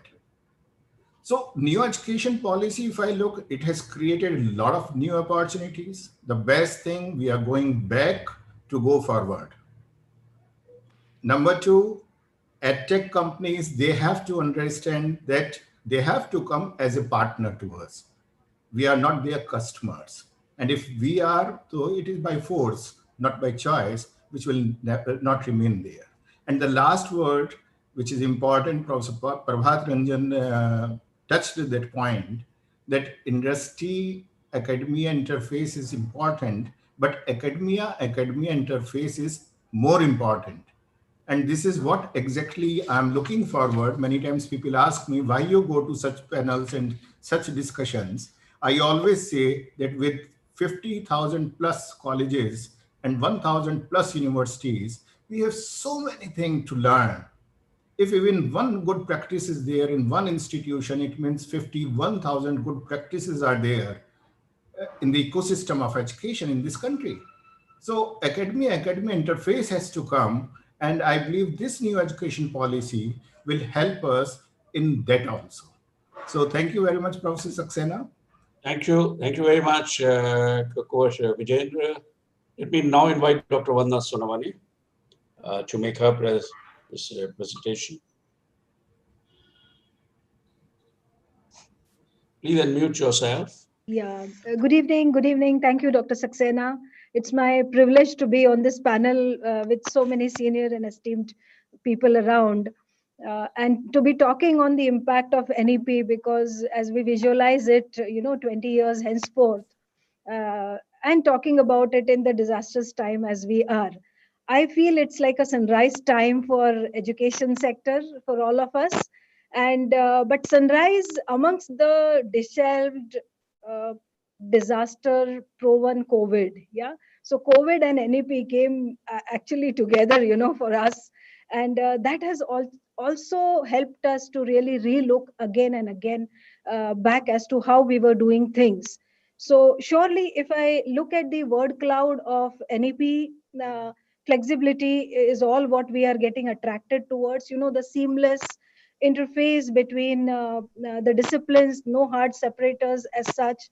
And that's really going to, I feel, foster the creativity or the value based learning that I think Professor Kanwar also spoke about, which is very very required. It will take us back to our very being and practical lives that we live, and the foundations that all of us as human beings really thrive on, rather than just the professions that we are into as such. So I think though we all talk about industry 4.0 and IIoTs and all that, NEP for us should be looked at as industry 0.0, getting back to where we were and relooking at ourselves. So it's actually, like our Chancellor Dr. Mujumdar said when we had our first kickoff meeting to understand NEP at the Symbiosis International University. He said, this is like going back and introspecting. Who am I as a university? uh, where do I stand in the light of all these things? So though we actually summarize NEP 2021 as holistic, multidisciplinary, or technology oriented, diversity, respect, and local context, all these things are there. But it is going to require a lot of efforts of implementation. And I think the whole effort of these seminars should be to really channelize our views towards accepting it and planning a maybe a blueprint. So If it is IHE in terms of higher education institutions, I feel towards NEP, we should look at hailing the NEP first, really appreciating what has come out of the whole system and the conviction which it has towards, action oriented plan. So we have to hail. H is hail for me. E is endure for me, to really all of us as universities to really endure on this policy and to plan our actions based on that, to really take all our stakeholders along with. And thank you, Dr. Saxena, the way you have listed the stakeholders, because that was the topic we had, whether it's edtech, whether it's corporations like Google, whether it is accreditation agencies, ranking agencies, and of course the industry. I think we just have to endure together to, create that fabric where we all will work towards it. And third and very important, not for, of course, for institutions, but for impact. I think all of you on the panel will agree that NEP is for impact and nothing else. And impact is also quite, determined. So though it came at a different time, I feel COVID has given us time to really think about NEP. We are not going to accept NEP in a, like a havoc. We are not going to accept it with very short term plans as such. I'm sure every university, Professor Prabhat showed us 2035, technology plan as such, and all of us are going to think about it. So in that context, NEP is going to be very, very crucial. I completely agree that though online is going to be normal, but the more I read about NEP and listen to, expert panels like you all, I feel teacher and faculty will be at the heart of education. Even in this NEP, even in this technology enabled world, though COVID has given rise to edtech firms, and we all know that, the 2.2 billion funding that edtech startups had received now, and the 10 billion market that they are targeting by probably 25. A lot of commercialization, like, Professor Kanwar said, is going to happen. But in spite of all these technology usage, I feel with the new NEP, if we really take it in letter, spirit, and intent, teacher is going to be at the center of everything. So all put together, one thing we'll have to be really aware is to really not allow it to be a marketplace again. So with all because it's going to unleash a lot of openings for stakeholder interaction, like industry, the way we interact with industry. I think NEP has completely changed, or I would say enhanced, the role of industry and academia together. It's not just about placements, it's not just about skill building, it's much more than that. And very rightly Professor Kanwar said, about innovation starting in the education hubs as such, or universities. So if we are aware about not to make it like a marketplace, because it brings in a lot of big ticket opportunities to people, it should be looked at as more like, making it India a great place that we always aspired to be, in Nalanda, Takshashila, and all those, great history that we have. I think that's going to be very, very important. I'm sure we will later, if we have time, we'll talk on accreditation. The binary accreditation is also going to be a very definitive, check for every one of us. So I'm sure it's going to reduce the number of educational institutions that exist ultimately. So all these put together, I mean, a lot of action is required and less of words probably. Yeah. Thank you so much for allowing me to share my views. Thank you. Thank you very much, Dr. Soravali. May I now invite Dr. Reddy? Good evening, everyone. I would like to express my sincere gratitude to organizers for giving me this opportunity to be part of the eminent panelists here. Actually, the focus is on NEP 2020, and therefore I will actually talk on NEP eco partners. Who are they? Then what should be the actions? Okay, a few points I would like to mention. Actually, NEP 2020 is much awaited, and it will come soon. And then it will bring a lot of opportunities, and the whole Indian education system is going to be changed. That's what the objective. The stakeholders, if you see, the eco partners, I treat the first one is the students actually, because the whole process, I mean the whole the NEP is for the students, and therefore what benefits the students are going to get with NEP? There are several benefits. The whole education system is going to be changed if it is implemented appropriately. Basically, they have the flexibility, and which actually we never thought of that flexibility will come in India, but now the NEP is going to bring that flexibility. We never thought of that after 1 year, any student can exit from the higher education institution with a certificate. So now actually currently, if a student is exiting the program, then after 1 year, he will not get any degree. His credits have gone, whatever he earned, they have gone. Actually, in India, many students are discontinuing their education because of various reasons, maybe financial, then other various family reasons. There are so many reasons. And for such students, I'm confident that this will, give opportunity to get some kind of certificate. So now after that, of course, diploma, then degree, then the extended degree, all that is possible.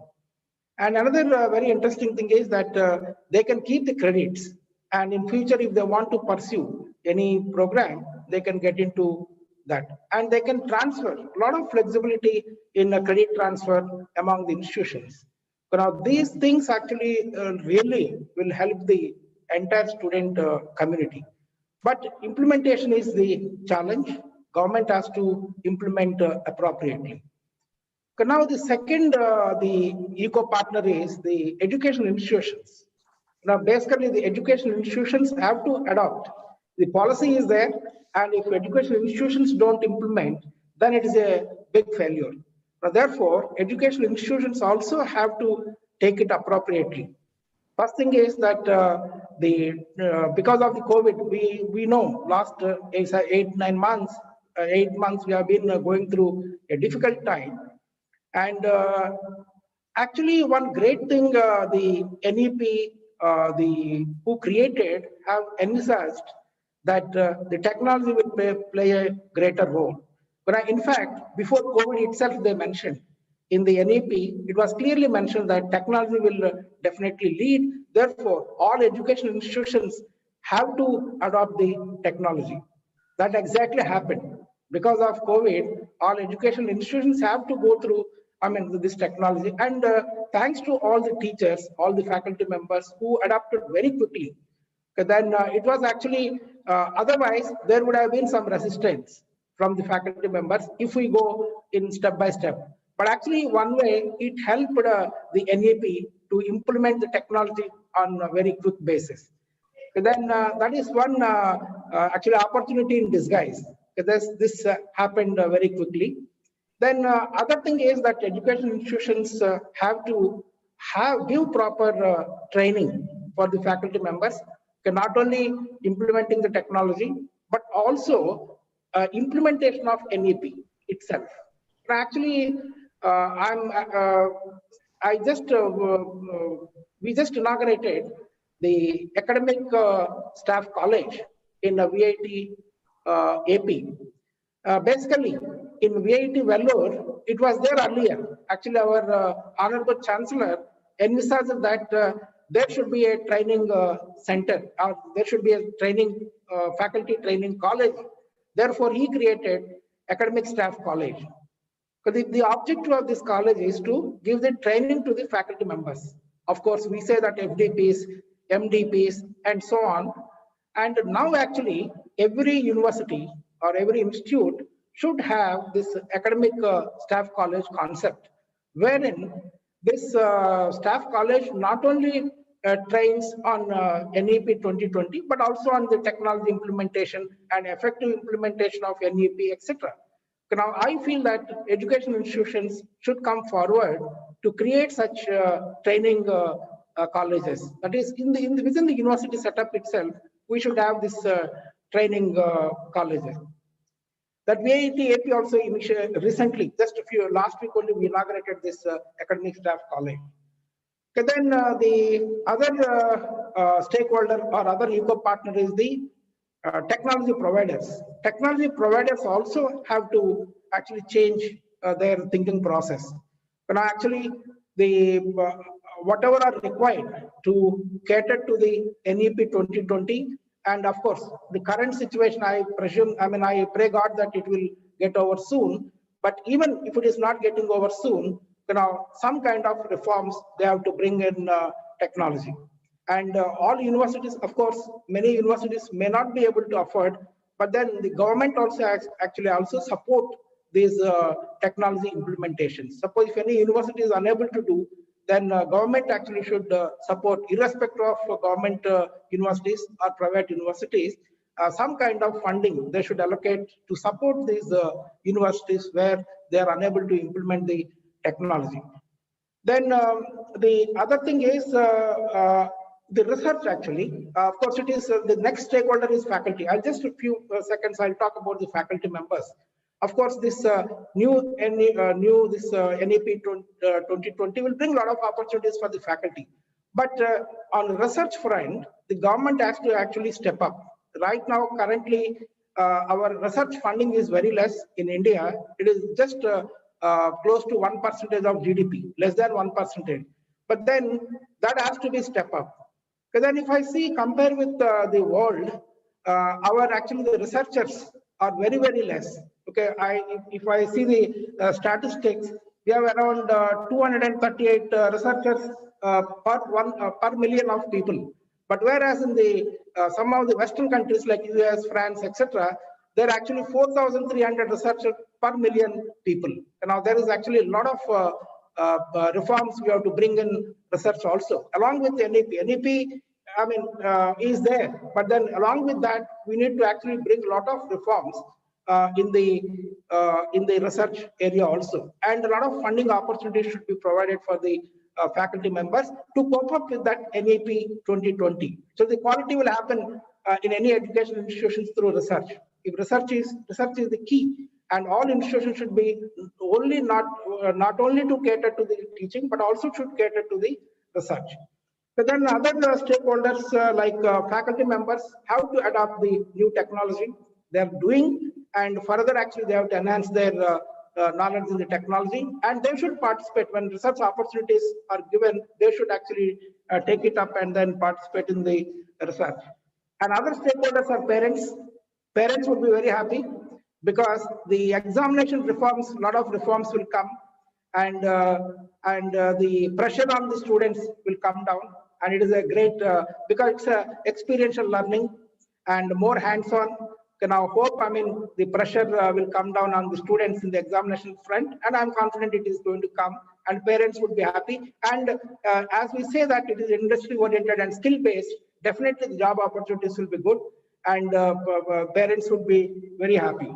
Because then industry, of course, if it is skill-based, and then definitely it is experiential learning, industry will get the industry-ready students. Now, overall, if I see the NEP 2020 is very positive, and all institutions have to gear up for that, and government also has to support in effective implementation of NEP 2020. Thank you very much. Thank you. Mr. Samani, you have anything more to say on apart from your product presentation that you did? Yeah, with your permission, I'll just like to take 3-4 more minutes. I hope that's okay. Go ahead. So I'll just pick up. Let me just check up this one. Tanya, how much time do we have? Okay. Sir, another 5 to 7 minutes. 5 to 7 minutes. Okay. So, Dr. Saxena, I'll take not more than 3 minutes, and this has been my primary objective and not the presentation. I'll pick up from where Dr. Kovar Shekhar Vijendra ji left. He spoke about academia to academia collaboration.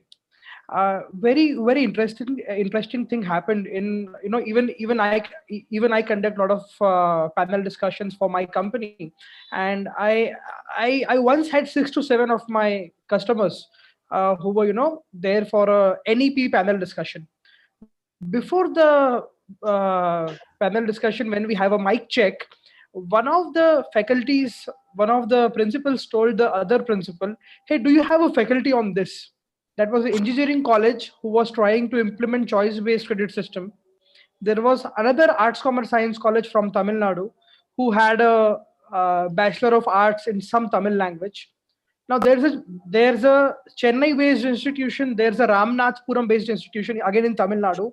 They are talking on my panel discussion during the mic check. That do you have a faculty for this particular subject? This is when it struck my mind. Wow, this is a great problem to solve. That is when we came up with the idea of a academia to academia partnership, wherein if Dr. Prabhat Ranjan has a faculty who can teach, let us say, engineering mathematics in Bengali in an excellent manner, and we have a student at Dr. Vijendra's institution who has moved from Calcutta, who has done complete education in Bengali, and he wants to learn something in that subject. We have, and if these institutions are connected, these people can do miracle. So, Dr.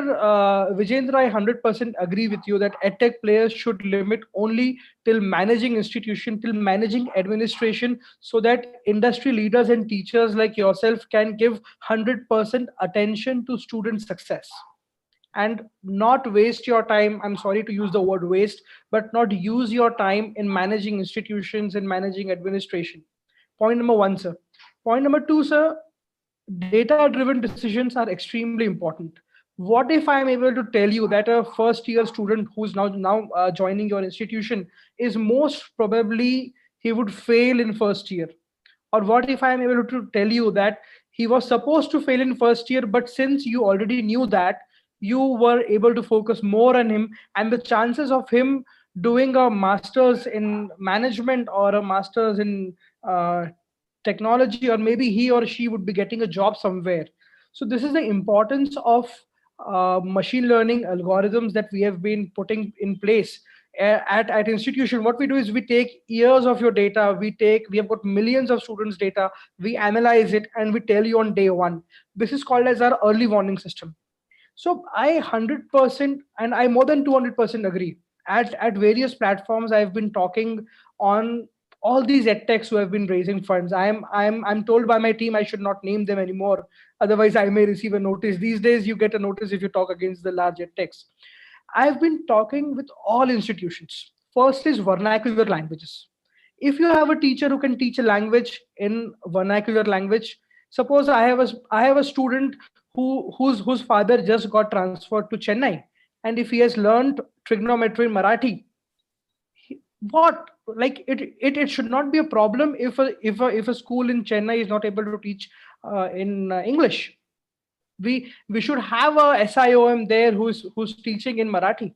So technology will help you take data driven decisions, will help you manage your institutions, and connecting academia to academia. This is what I just wanted to talk on. NEP is very exciting. There's like hundreds of webinars and thousands of webinars have happened. People have talked a lot about it. This government has shown great interest in implementing it. I'm sure this would be a great success. Last point I would like to make on the regulatory bodies that has been spoken about. I believe these are extremely important, because while you are all large universities, great universities, we should also keep in mind the tier B, C, D cities where it is all because of the regulatory bodies. Certain processes are being implemented from the highest level. So while autonomy is important, I am a firm believer that regulation is equally important for a standardized approach across the country. So that if a student from a tier C city is moving to a tier A city, there should not be a very large difference for him or her. I believe I've taken already 2 minutes of my time, so that should be all from my side. I really understand how annoying it is on a Friday evening to talk about all of this. So thank you so much for the opportunity, Observer Now, and thank you so much to my esteemed panelists for listening out to me. Thank you so much. Thank you very much, Samani. And do we have any good time, Tanya? So, Rajan sir, I think now would be the right time for you to sort of, wrap up the session. Okay. Let me just wrap up the session. So what we have really got in this, let's say, last 25 or 30 minutes or so, is really the diverse views that are there. But essentially, there is one part that is really emerging, and that is of the need today to reorient our academic system itself. That is the crux of the entire thing. Whether be it from the point of view of the institution to institution collaborations, or it is institution academic or industry reform that is there, or the academic part of it, that is the learning environment itself. Today, the biggest question that is really posed by NEP, if we were to look at it in a much larger kind of a context and put different pieces, connect different pieces itself, different dots itself, it is really forcing us to ask a fundamental question. What do we think is going to be the future of learning in our own institutions? That is the biggest question that we all have. And I believe that our whether this is a technology firm, or it is an edtech firm, or this is from a point of view of the accreditation, or it is from the point of view of, let's say, any other stakeholder, I think the most critical part of it would be that of really looking at what would be this kind of a future of learning, defining this future of learning.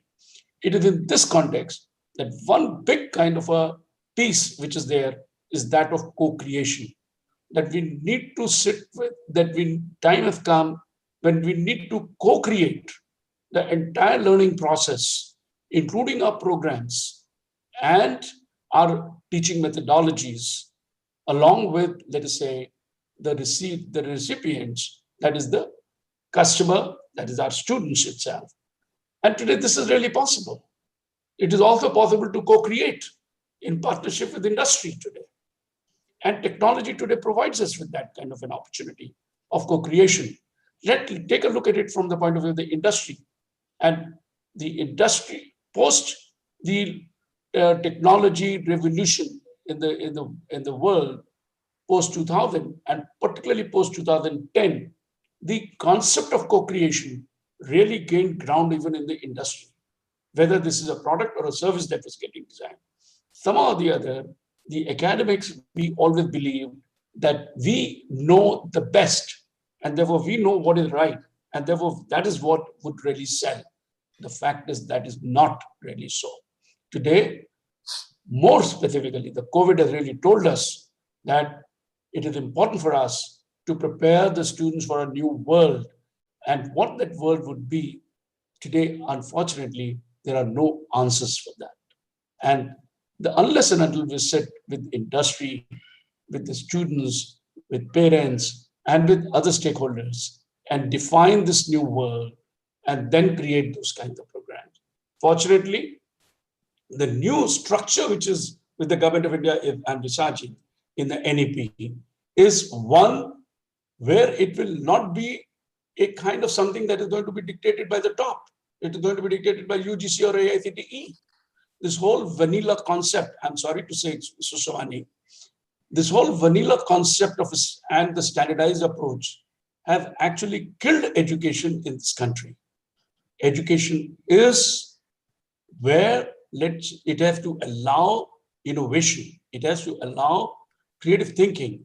It has to allow, things in a much more flexible manner.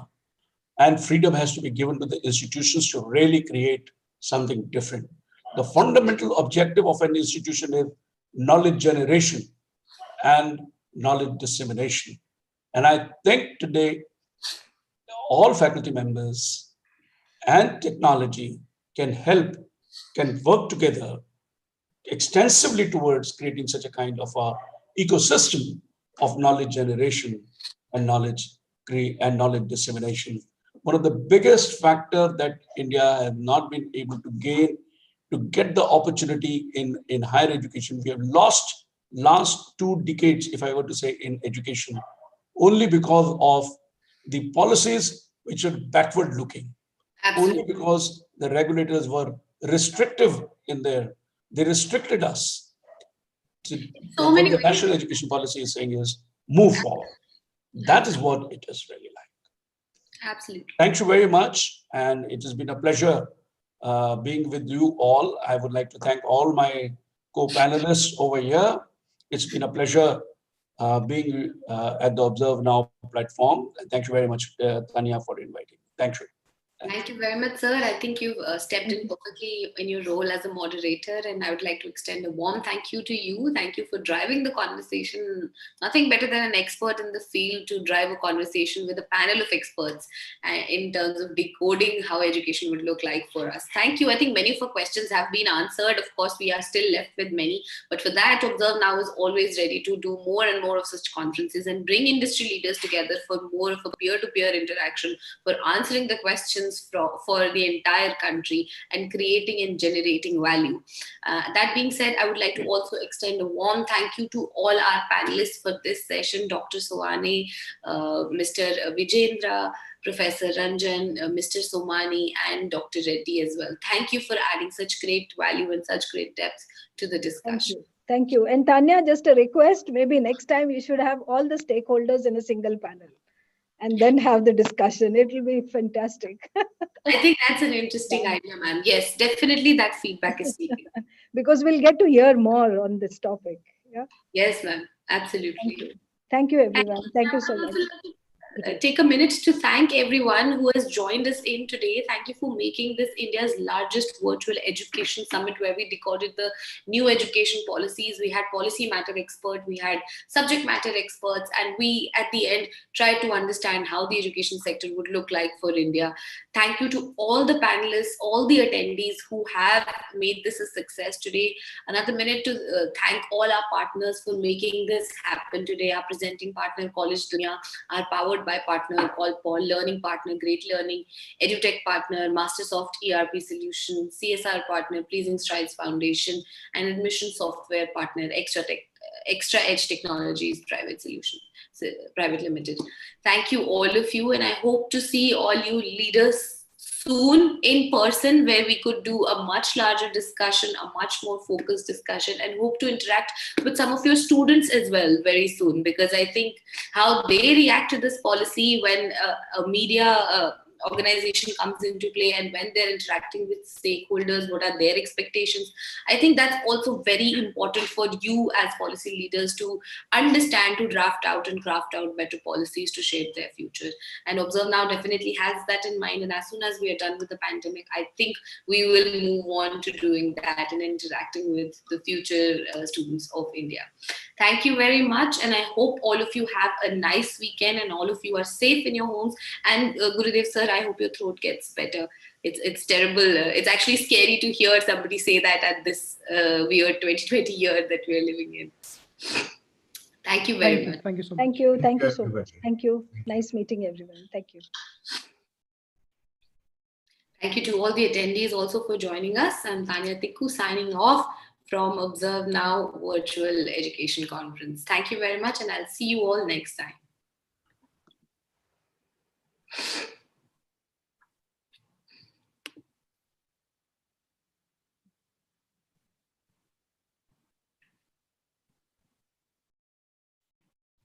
Thank you very much.